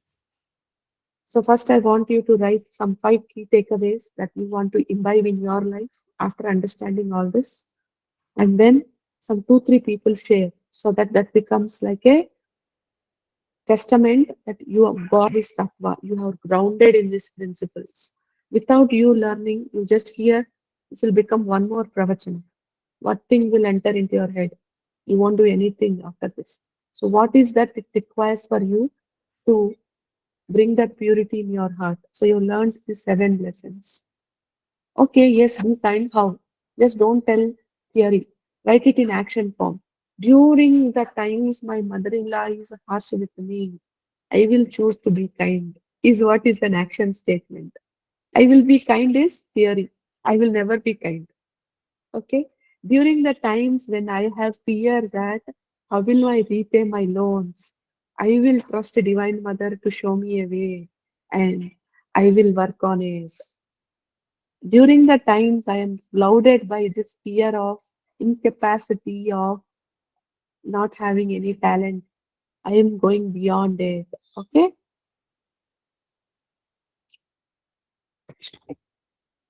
Okay, write down those things. Okay, it won't ever be one, it will always be couple of things, because evolution is never, ever, ever, ever one straightforward answer. It's just like an onion peel. You peel it, a particular thing, something else will open up. You peel another, something will open up. Always mother gives me this example, right? Without her divine grace, you are like a pulka, directly put on the gas. You burn, you get burnt, choked, charred on all forms and ways. But with the Divine Mother, it is like a plate between the fire, like that tawa. She takes all the heat, but she puts you into test and trial so that your chapati is totally nicely eat, never raw in places. It is totally placed everywhere. So when you have to offer chapati, how will you do? You won't look for any raw places, right? You'll do everywhere, touch, touch, touch. So squeeze, squeeze, squeeze, and see that there is no raw flour anywhere. Everything is nicely cooked and only then take away. Like the Divine Mother puts you into different tests and trials, but she will take the heat. And that is so pure to see. Only you understand when you grow beyond your problem, that when I said this statement, how true it is. And when you understand and you come to that place, that indeed Divine Mother is like a tawa, and with every single passing day, um, my mother is also getting burned alongside with me. It's not just me. That is where you'll get to that sense of gratitude that, oh, ma, I have thought mother is left me. She's just abandoned me, but she's nowhere but taking the heat, just like a tawa taking the heat. So that's the epitome of compassion she represents. So I want you to write down where all things you can see. Um, these are the places I think I should shift myself. These are the places I think I should behave like this. Okay? Write down in your journal, ma, this place will go away. Okay, I want you to reshift your life into those places. I'm very grateful that you're putting it in the test, in the box form, but I want it to be for you, your life. Not, I see you spend 5 o'clock, you work. I respect, honor your time. It is not easy for people in India to wake up at 4:30 and attend this class. And if 60 people are around here, that means I really, really honor you. And I understand from where you are coming. So it's my duty to teach you the whole essence, not just the stotras.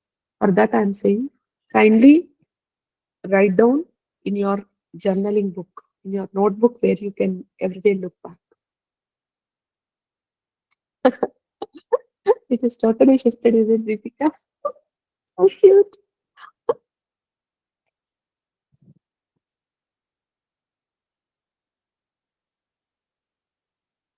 Kirasagara Madanam is that always a layered approach, Amalu. So when it is churned, first came halahalam. So today we are thinking our thing is over. But no, as I said, Divine Mother will test us. Totally. Okay. But yeah, now you got clearance. I understood, Madhima. I also want to see how you can make yourself more at peace, more at contentment, more at pure. So that we are all looking at moksha at some or the other form. So now you understand how difficult it is to get to moksha state. But it is not that difficult. It's just simple trust, not by blindness, but with knowledge. And also realigning our life with the overcoming of these bad samskaras that we have brought into our life. All right. Yeah. Ruminating every past experience that is coming from pain always burdens it it the thing that has happened in 1 minute. Every cycle of repetition, 200 grams increases weight. So if we have thought for 10 times, 1 kg it will become. Or maybe for the sake of calculation in math, let us say 1 minute. With every rumination, 100 kg increase. So 10 times you have increased, 1000 kgs it become burden. Now increase 200 times. Like that, more time you ruminate on somebody did this to me, somebody this to me, somebody paying me like this. The more and more, it will become burden. You feel so small, so insignificant, so burdensome. Like that.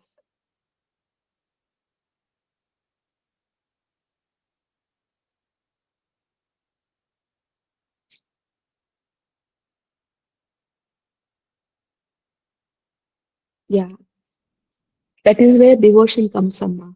When I am open to become like a chapati and get burnt with the trust that what is the kind of heat I am facing when Divine Mother is like a tawa. How much is heat I am taking? The chapati is taking more heat or tawa is taking more heat? So my mother is getting burnt in this process. So let me learn the lessons very quickly so that my mother can be relieved from this pain. So I always feel when they put those charcoals and all and ask them to walk on it. After this divine knowledge, I feel like that's just to prove to them the epitome of trust that you can build. That I can walk on hard charcoals and still be okay because that's the trust I have on my divine mother to protect me. So I'm not encouraging everybody to walk on the charcoals, but the red charcoals that you see in movies. But those are all the tests and trials that we see. That this is the trust I have on her that even on the physical level, when there is burning hot, she will still protect me not to get burned. Highest level of surrender, right? So that's how it is.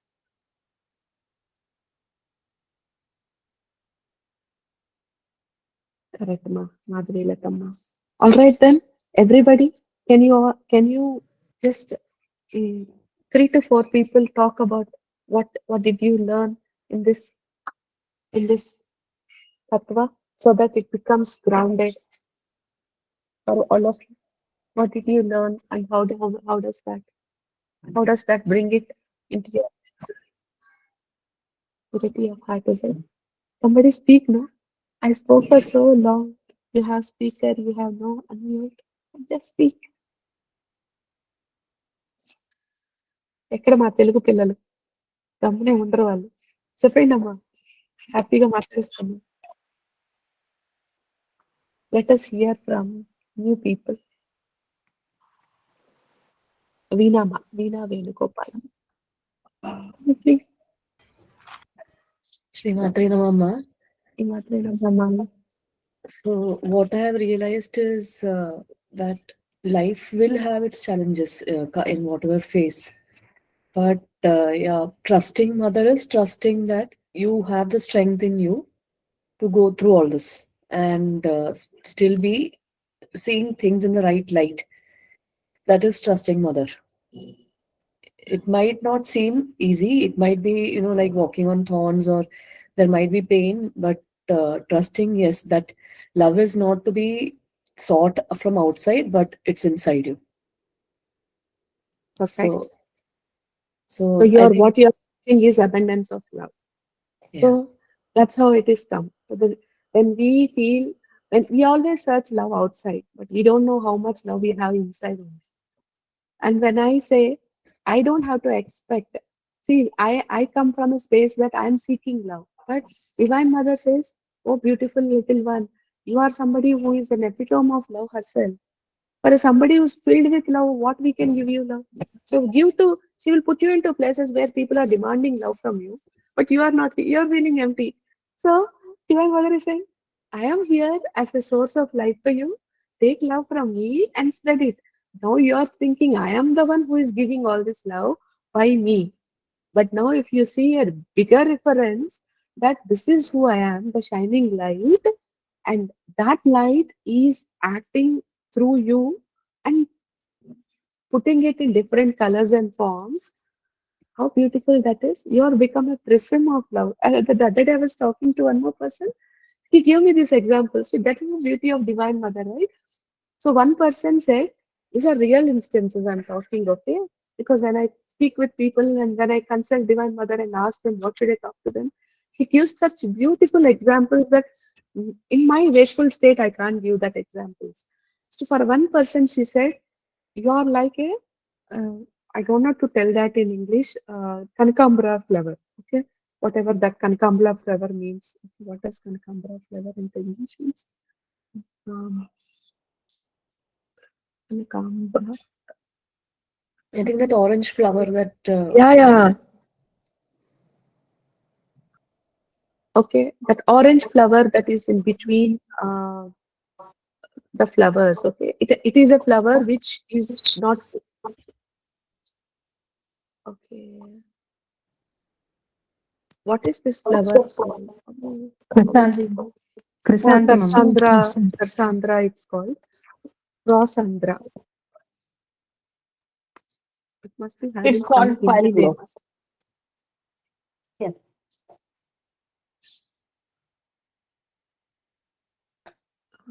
It's called Cassandra fire. It's called Cassandra fire glow. Howdo, but that is for English statistical name. But what we talk it in Patka Pool. Diksha, आपको पटका फूल मालूम है? पटका फूल.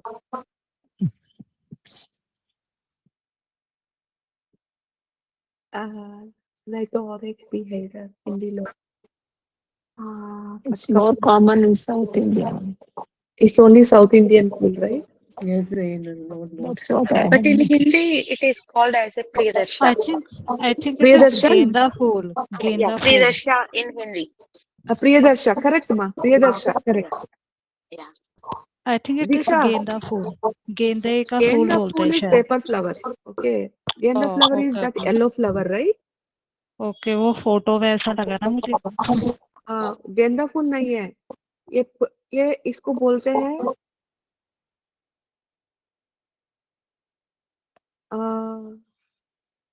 Aboli Patha फूल. अबोली फूल मालूम आपको? ठीक है जी, थोड़ा सर्च करो. ओके, दो गजरा में रखते हैं ना वो फूल, ऑरेंज वाली फ्लावर्स होते हैं ना, भगवान को रखते हैं. वो माई को Type Priyadarsha in Google in Hindi mein, you will see the प्रियदर्शा Priyadarsha प्रियदर्शा in fool Hindi. मालूम? Yeah. So those are those flowers which are like orange color. They small, this much. They don't have fragrance. So one person was feeling bad that I am fragrant. I am a Kankambra flower. I am not a lotus flower. So Divine Mother told them that you are a. She gave an example, okay, about her life, and she told you are thinking you are a Kankambram, but lotus flower will get. Will become dark in one day, but Kankambra flower will stay fresh even for 4-5 days. Okay, so you are thinking, I am not a lotus flower, I am not as pure as lotus flower because I am not majestic, I am not beautiful to watch, I am not coming from with any expensive, because Kankambra for 100 grams you get many.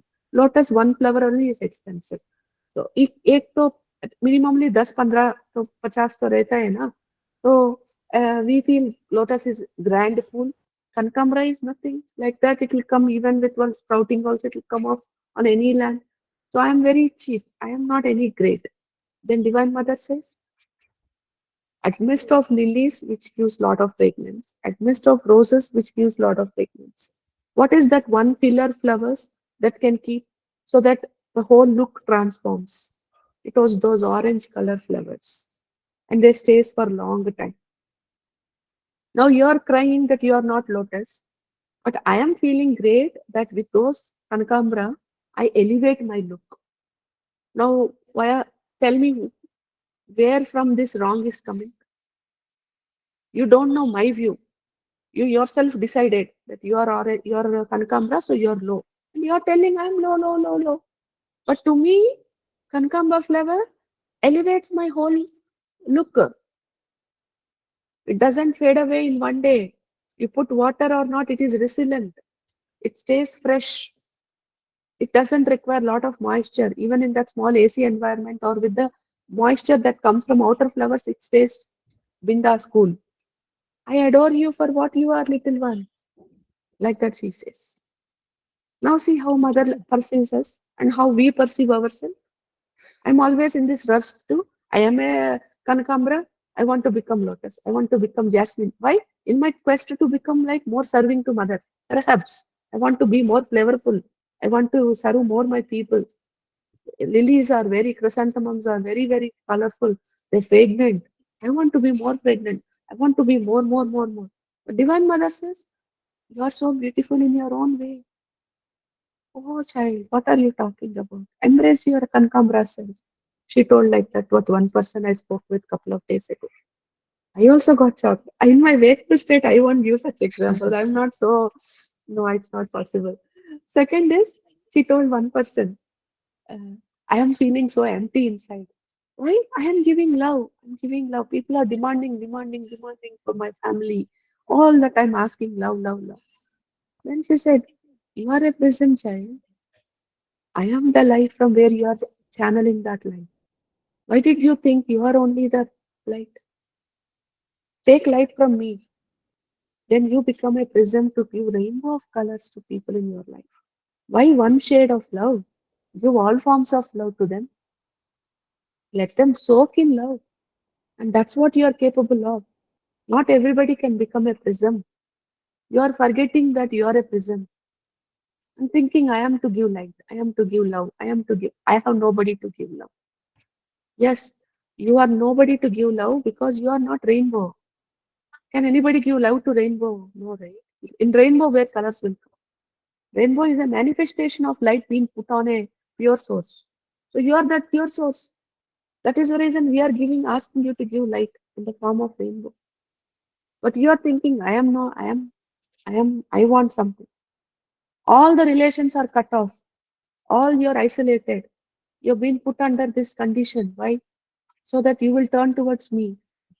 And I am the real source of love for you. Find my love. That's why I keep saying, feel my love, feel my love. So divine's feel my love is very different than what we sing in songs. So when you first understand her, feel her love, you feel so grateful because every being of our pores from our skin really gets goosebumps when you see, is this my mother's love for me?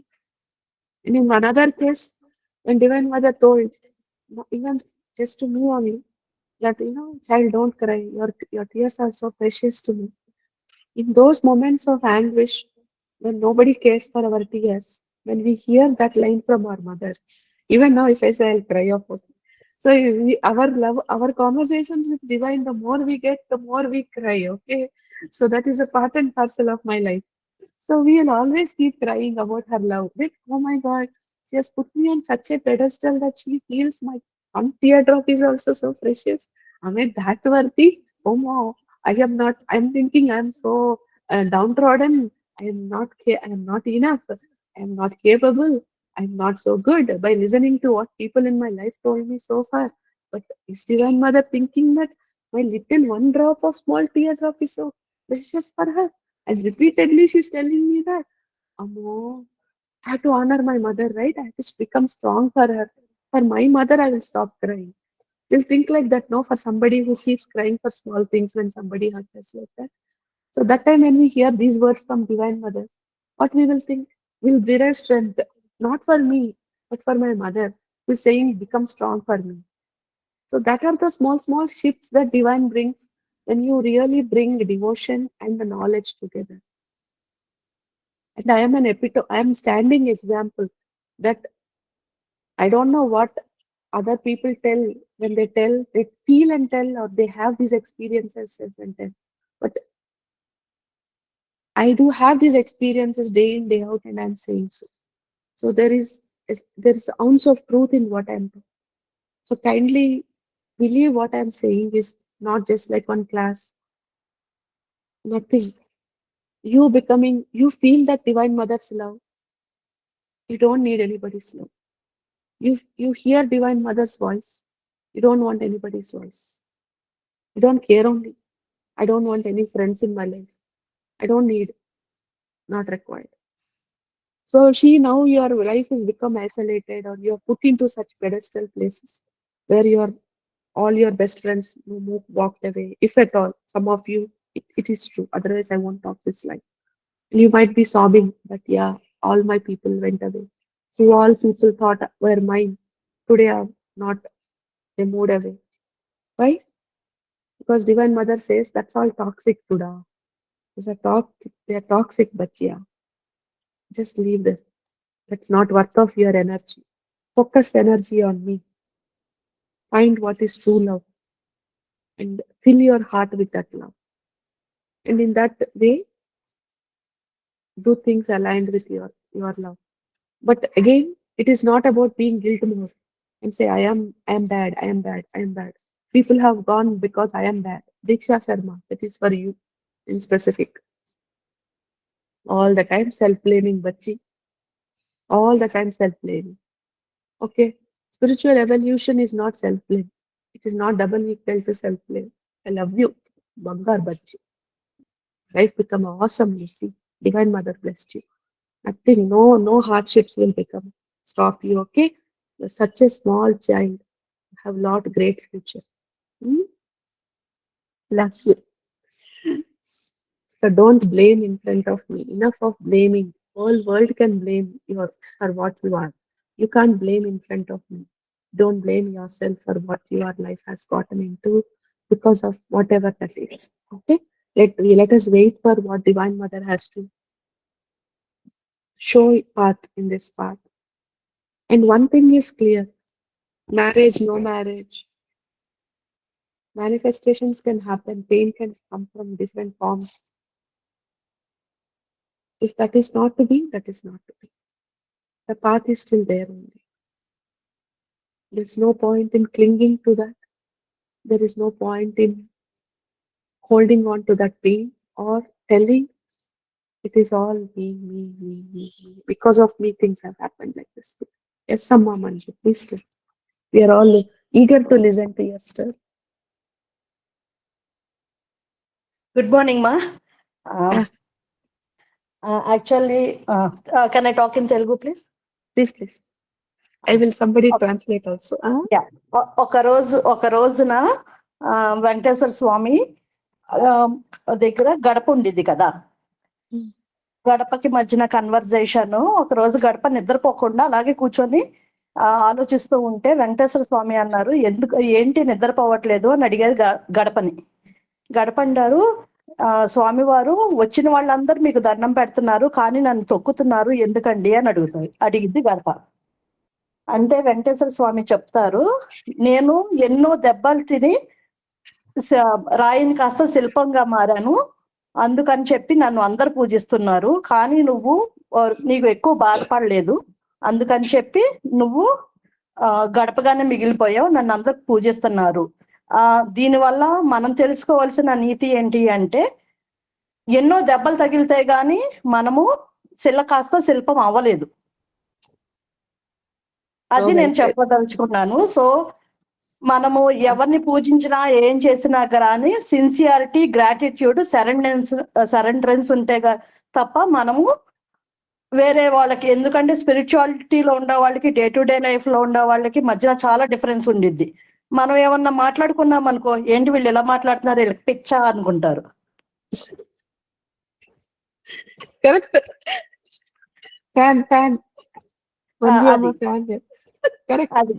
ఎందుకంటే నేను ఈ spirituality ఈ అన్నిట్లోకి వచ్చి నేను 1 year అయ్యింది. అంతకు ముందు గుడికి వెళ్ళామా పులిహార తిన్నామా అన్నట్టే ఉండిద్ది నా పొజిషన్ అయితే.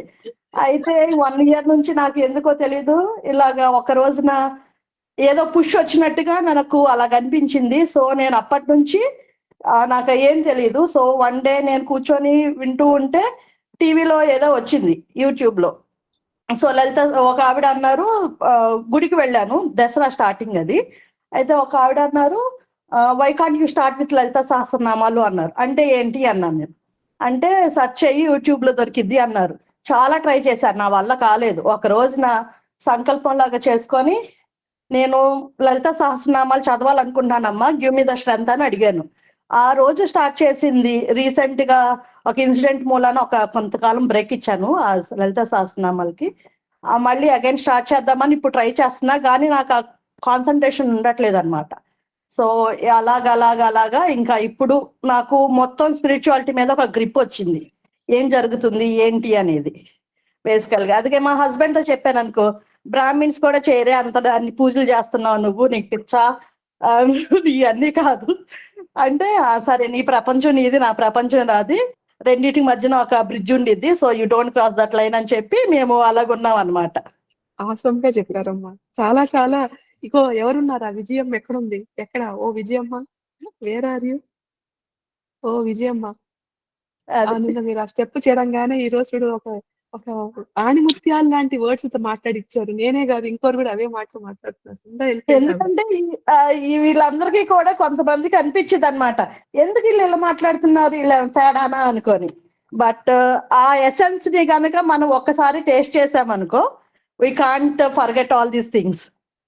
ఎందుకంటే ఇంకేదో ఉంది, మనం ఏదో తెలుసుకోవాలి అని ఒక కుతూహలం, తపన, what we call it. Truly. So the meaning what she told for somebody who can't follow Telugu is, in front of Venkateswara Swami it's a manifestation of Lord Nārāyaṇa. In front of him there is a కడపని ఏమంటారండి, పెద్ద చిరంగి లాగా నేను translation చేస్తాను కడపని ఏమంటారో చెప్పండి కొంచెం. In English it is said Threshold amma. Threshold anta. So we have in front of the houses, right? So that water don't come into our house. That one, okay? So everyone are stamping that. You are going into the temple and everyone are praying to Swami and everyone are stamping that. So then this one says, why I've been stamped and why are you being prayed upon? So for that Swami says, because I have gone through multiple chisel shapes and pains and hurts to shape myself into this beautiful statue. But on the contrary, you stayed just like a log of wood that's been put on the floor and remain so. Never ever try to adapt yourself with the changing times or the need of the hours, or when somebody is trying to shape you into a better form, you should not allow yourself. That is the reason you're stamped upon, and that's where I prayed upon. So that's what she said. The step of stone that you have on the in front of the temple. Then मंदिर से पहले जाने पहले एक होता है ना जो एक द्वार बोलते हैं हम, so उसके अंदर ही भगवान रहते हैं ना, जो उस द्वार ही होता है और उसके ऊपर हम चढ़ते हैं कभी-कभी भगवान को देखने के लिए, है ना जी। तो उसने पूछा भगवान से कि आप भगवान है, मोर पे अंदर है, सबको आपको प्रणाम कर रहे हैं और हमें हमारे ऊपर चढ़ के आपको देख रहे हैं, हमें हमारी बहुत पीठ हो रही है, हमें बहुत दर्द हो रही है, मगर आपको क्यों ऐसा है कि आपको प्रेयर करते हैं और हमको ऐसा दबा रहे हैं। तो भगवान ने ऐसा आंसर किया है कि इसीलिए क्योंकि हमने उस सब दर्द को मिटा के हम अपना अच्छा सा ये स्टैच्यू जैसा बन गए, मगर आप तो ऐसा ही खड़े हो। तो इसीलिए हमको जब ऐसा पेन्स आते हैं तो we need to adapt ourselves to become a better self. So these are what is some, and yes, for all those who are getting a netrama, pearls of wisdom from Manju, and you're raising the hand from so long. Netra.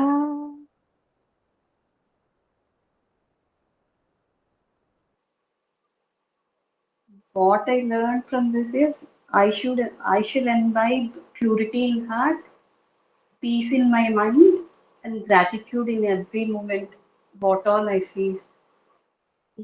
Change the sentence into I will. Should is an imperative, okay? That has no way you can take actions. How will you remind yourself I should be at peace? The way to remember always action items is Whatever happens, I should be in peace. Not whatever happens. You have to come to that specific point. When my mother-in-law, I'm just giving a very default example because I don't want to take anybody's life. Okay, if mother-in-law is not a concern for all of you, I'll take mother-in-law. If mother-in-law is a concern, then I'll use somebody else's means. Okay, when my milk person comes, I am getting agitated. The moment I see milk person in the morning, for me start off. Kampara. All my body heat becomes hot. At that time, I'm using deep breathing and saying, Lakshmi Ma, Lakshmi Ma, Lakshmi Ma, come to me, and calm myself. That is how you will use your I will statements, not I should. I should will never ever work because it's all imperative.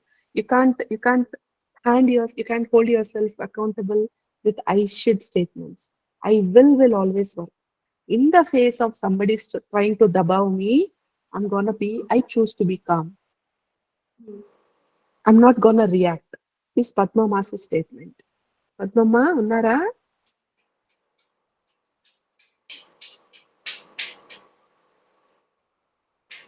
అమ్మా అప్పన్నమ్మ పద్మమ్మ వెళ్ళిపోయారా?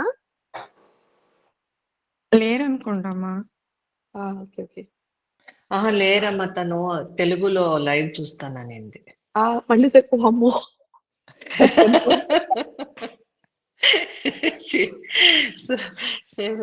She's actually not feeling a little well, కొంచెం feverish గా ఉంటే I won't be able to get up in the morning అని.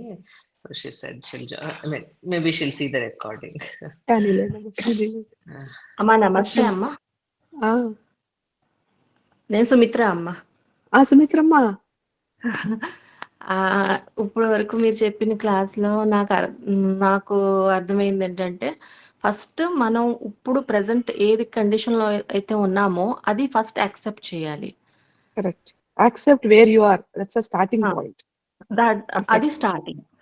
తర్వాత మనలో ఉన్న ఏదైతే ఇంప్యూరిటీస్ ఉన్నాయో, గ్రీడ్, ఇవన్నీ కూడా జెలసీ, ఇవన్నీ ఉన్నాయో, ఇన్ అవర్ కేస్ ఫియర్ అది మిస్ అయిపోయారు మీరు. ఫియర్, ఇవన్నీ ఏదైతే ఉన్నాయో, fear of child, fear of future, ఇవన్నీ కూడా మనం క్లీన్ చేసుకోవాలి. కాదు, అలా ఫియర్ వచ్చినప్పుడు నేను ఏం చేస్తా? ఫియర్ వచ్చినప్పుడు ధైర్యాన్ని తెచ్చుకోవాలి. ఎలా? హౌ? ఫస్ట్ ప్రెసెంట్ కండిషన్ ని యాక్సెప్ట్ చేస్తే కొంతవరకు స్టెబిలిటీ వస్తుంది. నేను చెప్తా చూడండి, రివర్స్ లో. When you are having that fear, what we should say is, I know I am fearful, but Divine Mother is there to protect me from this particular situation. So I'm gonna do deep breathing with my Mola mantra. I'm Rim Klim Chamundai Viche, because now we have our Mola mantra. I'm breathing one time into my nose, 2 times I'm holding my breath, breathe out 1 time, hold my breath, and breathe till my fear comes down. After that, I will put that fear at my Divine Mother's feet and act as if nothing happened. That is how you moment by moment you will surrender to her. Okay అమ్మా, okay అమ్మా, అర్థమైందా నాన్నలో? అర్థమైందమ్మా. ఏమన్నా కానీ నన్ను కన్న మా అమ్మ మా బాబుని బాగా చూసుకుంటారు. నేను ప్రే చేసే మా అమ్మ నా బాబుని చల్లగా చూసుకుంటాడు, వాడిని గుడ్ పాత్ లో పెడతాడు, నేను భయపడాల్సిన పని లేదు. ఏదైనా కానీ అదొక మొండి నమ్మకం ఉండాలన్నమాట. నాకు ఎలాగో తెలియదు కానీ వాడు బాగుంటాడు, అమ్మే చూసుకుంటారు. అమ్మే చూసుకుంటారు. నేను ఊరికే టెన్షన్ పడిపోయి మధ్యలో ఈ పులిహోర మొత్తం గబ్బు చేయడం కన్నా ఆమె వదిలేసామంటే మంచిగా చేసి పెడుతుంది. అవునమ్మా. సో నేను హ్యాపీగా కూర్చొని నా సబ్జెక్ట్ చదువుకుంటా. అమ్మ సేవ మనం చేస్తే మనల్ని అమ్మ చూసుకుంటారు. అమ్మ సేవ మనం చేస్తూ నాలెడ్జ్, అమ్మ సేవ ఒక్కటే చేస్తే ఇప్పటి వరకు చేసి మళ్ళీ రావణులు సీత ఎవరు అంటారు, మీరు తెలుగు క్లాస్ లో కూర్చోబెట్టేస్తాను నీకు మిమ్మల్ని. మొత్తం నాలెడ్జ్ లేకుండా ఒట్టిగా పూజలు చేస్తూ కూర్చుంటే ఏం పనికి రాలేదు అనేది ఇప్పటి వరకు చెప్పిన తత్వం. అవునమ్మా, అవును, అర్థమైందా? పాయింట్ అర్థమైందమ్మా. దాన్ని యాడ్ చేసుకోవాలి. Knowledge is power. ముందు ఆచరణ ఇంపార్టెంట్. మనం ఆచరణతో పాటు భక్తి, పారాయణ, ఆచరణ ప్లస్ రైచువస్నెస్. అదేంటి? డివైన్ బ్యాలెన్స్ అన్నమాట. ఆ బ్యాలెన్స్ ఎట్లా అంటే మనం ఏదో అనుకుంటున్నాం అది కాదు, అమ్మ ఏం చెప్తుందో అది ముందు అర్థం చేసుకొని ఓహో ఇదా బ్యాలెన్స్ అని న్యూ నామ్ మనం తెచ్చుకోవాలన్నమాట. ఒకప్పుడు వర్క్ ఫ్రమ్ హోమ్ అంటే ఏంటి, వాళ్ళు అమ్మో వర్క్ ఫ్రమ్ హోమ్ అనేది లేదనేవాళ్ళు తెచ్చారు. అటువంటి ఇప్పుడు వర్క్ ఫ్రమ్ హోమ్ కామన్ అయిపోయిందిగా. అప్పుడు మనం ఏం యూజ్ చేస్తున్నాం, న్యూ నామ్ అంటున్నాం. అట్లా మనం we have to figure out what's our new నామ్. దట్ వన్ ఓల్డ్ నామ్ is I can't do. Always giving is one side, but what is that balanced norm that I can give at certain times and say no at certain times? Adi new norm aithe. Ala ఈ line ఒకసారి last line ఒకసారి తెలుగులో చెప్పరమ్మా. Last line తెలుగులో చెప్పాలా? So మనం ఇప్పుడు ఇంతకు ముందు వర్క్ ఫ్రమ్ హోమ్ ఉండేది చూడండి మనకి. అది ఇంట్లో ఎవరైనా మనం ఆడవాళ్ళము వర్క్ చేసే వాళ్ళము వర్క్ ఫ్రమ్ హోమ్ చేస్తాము అంటే అదో పెద్ద హెచ్ఆర్ వాళ్ళు మనకి పర్మిషన్ ఇచ్చేవాళ్ళు కాదు, అవునా? కానీ కోవిడ్ తర్వాత ఇంటి దగ్గర నుంచే మేము లాగిన్ అవుతాము, వర్క్ చేస్తాము అంటే అందరూ చాలా మంది వర్క్ ఫ్రమ్ హోమ్ చేస్తున్నాక. అవునమ్మా. సో అప్పుడు మనం ఒక వర్డ్ యూజ్ చేస్తాము, న్యూ నామ్ అన్నాం కదా. న్యూ నామ్ అంటే అదొక న్యూ నార్మలైజేషన్ అయిపోయింది అనమాట. న్యూ నార్మలైజేషన్ అయిపోయింది న్యూ అంటే ఒకప్పుడు నార్మల్ అంటే ఏంటి అంటే ఆఫీస్ పై పనిచేయడం అనేది నార్మల్. ఇప్పుడు న్యూ నార్మల్ కి న్యూ షార్ట్ వర్డ్ న్యూ నామ్ ఏమో. న్యూ నామ్ అయిపోయింది ఏంటి అంటే we can work from even home అనేది. అంటే నార్మల్ అయిపోయింది ఇది కూడా. అది నార్మల్ అయిపోయింది. ఇప్పుడు ఇంటి నుంచి కూడా వర్క్ చేసుకునే వాళ్ళు బోల్డ్ మంది ఉన్నారు ఇప్పుడు. అది న్యూ నామ్ అయిపోయింది ఇప్పుడు. సో నో మోర్ ఆఫీస్ నుంచి వెళ్ళే వర్క్ చేయాలి అనేది రూల్ లేదు ఇప్పుడు. ఎక్కడి నుంచైనా చేసుకోవచ్చు. అలానే మనము ఒకప్పుడు ఏంటి అంటే భయంతో వణికిపోతూ ఉంటాం. ఇంకోటి ఏంటంటే నాకు భయమే లేదు అనుకో, అది కాదు ఇది కాదు. ఎక్కడ భయపడాలో అక్కడ భయపడాలి, ఎక్కడ భయపడకూడదు అక్కడ నమ్మకం పెట్టుకోవాలి. సో నమ్మకం పెట్టుకోవాల్సి, దట్ ఈస్ అవర్ న్యూ నామ్. అది ఫైండ్ చేసుకోవాలి మనం అని చెప్తున్నా. ఓకే అమ్మా. అంటే ఇమోషన్స్ లో బ్యాలెన్స్ రావాలి అంటే నిన్న మీరు క్లాస్ లో చెప్పారు చూడండి, మీరు మీ వారితోటి అడ్జస్ట్ అయిపోతూ వెళ్తే అక్కడ అమ్మ మళ్ళీ సరిదిద్దారని, అలాగా ఎక్కడ ఎలాగ ఉండాలో అక్కడ బ్యాలెన్స్ చేసుకుంటూ రావాలి. ఖచ్చితంగా మాట్లాడాలి, మాట్లాడాల్సిన చోట మాట్లాడాలి. చూడండి మంజు అమ్మ చెప్పారు చూడండి, చెప్పలు కొట్టలేదు. You stay there, I stay here, we are a bridge. It is very important aspect. మనం ఏమనుకుంటాం, వాళ్ళ కోసమే మనము, వాళ్ళ ఇష్టాల ప్రకారమే మనము, we have to live according to our spouses likes and dislikes, otherwise we should not live. These are all some things which will not give us freedom. Both can coexist. ఇచ్చే చెయ్యాలి మనం, కానీ మన మీద అంత స్టాంప్ చేస్తున్నప్పుడు we have to stand for what is right. నేనేంటి నా ఫర్గివ్నెస్ లో పర్వాలేదులే తన స్పౌసే కదా అని ఇట్స్ ఓకే అనుకుంటా. అమ్మ ఏం చెప్పారు, no it's not okay. You apologize for what you did as wrong. For whatever reason, if that person doesn't understand your work, no point in you always trying to bridge the bridges. You stick for your point. Express, this is not right. What you did is this. I would want you to apologize to me. అంటే మనం అందరం కూడా మేము యాక్చువల్గా పుట్టి పెరిగిన దగ్గర నుంచి ఏదైతే నేర్చుకున్నామో అది పాటిస్తూ వెళ్ళిపోతున్నాం తప్ప రియాలిటీలో జీవించట్లేదు. సో ఇప్పుడు అమ్మ ద్వారా మీ ద్వారా మేము రియాలిటీలోకి వస్తున్నాము. అది ఆ బ్యాలెన్స్ అనేది మనకి చాలా పర్సనల్ గా ఉంటుంది ఆ journey. It is not like replicable వీళ్ళది వాళ్ళది అని చెప్పేసి. కాబట్టి ఆ నామ్ మనం కనుక్కోవాలి. Not backed by fear, not backed by stress, but complete liberation. Liberation అంటే ఏంటి? ఇప్పుడు ఇది నేను చేయకపోతే నాకు రాదేమో, if I don't do this, maybe that won't come to me. అనేది again still fear. Okay. I get or not, I am guided to do this, I will do. Is love for her. అంతే కదమ్మా? అంతే అమ్మా. Okay అమ్మా, thank you. Thank you so much మా. అవునా? సరే అండి, ఇంకా అందరు వెళ్ళొద్దామా? రేపు రాసమండి. రేపు యంత్రం చేద్దాం. యంత్రము, యంత్ర డీటెయిల్స్, దాని యొక్క తర్పణం ఇవి తెలుసుకుందాం రేపు 1.5 hours లో. So I've given one mandala in your class, in your things. Please get a printout of it, or if you just keep watching it, so when I say, you know which place I'm talking about. Okay, I don't have a Hindi version of it, so I'm so sorry about it. I couldn't replicate it also in Hindi because I'm not very good with doing drawing mandalas. So that it's Śrī Sukta Yantra. If you have that handy, please get it in your Hindi. Okay. Otherwise, you just use this concentric circles mandala. Okay. All right then. Mandala andarki. Thank you, Amma. Okay, Amma. Thank you so much, Amma. Thank you. Thank you, Amma. Bye, Ma. Thank you.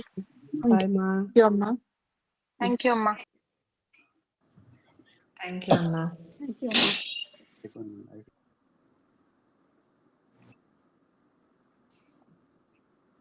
Thank you, Ma. Thank you, Ma.